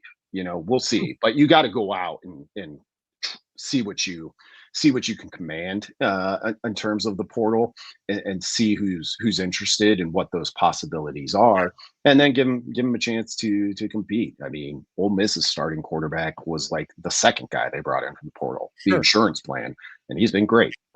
So I don't know if Nebraska goes that route. There's obviously a lot of big names out there that would be good for a splash, but it's results time, which we all know and have all talked about for Matt Rule entering year 4. Hey, we'll get you out on this. You listen closely enough, and you've done this for a long time. What's your sense of the head coach and the OC and his teammates' confidence in TJ Latif being quarterback 1 next September 5th? I think there's a good deal of confidence there, but not so much that, like, the portal's just a non-factor. It would be dereliction of duty, I think, to be like, yep, we're going Latif. He's our guy, and hopefully we have enough depth behind that, because inevitably quarterbacks miss series. Sometimes they miss games. You hope that isn't the case, but you absolutely cannot count on that. So under it's results time kind of mode of thinking, like, I think you've got to go out and find a competition, a quarterback who can compete with Latif. And if he wins it, great. I think that's, that's probably the best case scenario for Nebraska, but he would have to go and win it over somebody who I think Nebraska's going to look for an established player. This isn't necessarily an opportunity to bring in, a redshirt freshman where you're like, oh, this will bolster the depth, give us insurance. No, it's not insurance, it's competition. Yeah, that's a good point. As always, we appreciate great stuff to kick off the week. You've blended volleyball and everything going on with football together. So a great job as always on counterread.com, and have a great rest of the week. You too, guys. Thanks a lot. That is Brandon Vogel, joins us every Wednesday. Good stuff up on counterread.com. QB1 energy was a phrase that was used yesterday. I love it. QB1 energy is get them 5-hour energy, get them some low T, fix that, male medical, whatever. How about white monsters? Just don't leave in the bathroom. Knew that was coming. Oh, is this a remix? Yes. This is an American rock band that was pretty popular. Oh, yeah. Yeah. Okay. That'll do it for a Wednesday. We're on the downhill slide of the rest of the week. Basketball tonight, whether it be in Cincinnati, we'll react tomorrow. You can listen to Matt in the overtime show, or I think I'll dabble across the street over at Baxter. See Jim Flannery, one of my favorites. His young team against Omaha, a lot of young players, but local products are on the floor tonight at Baxter. That's 6:30. We will react to all of that tomorrow when we join you again for Jimmy. For Matt, I'm Gary. Crossover with Connor Happers coming up next.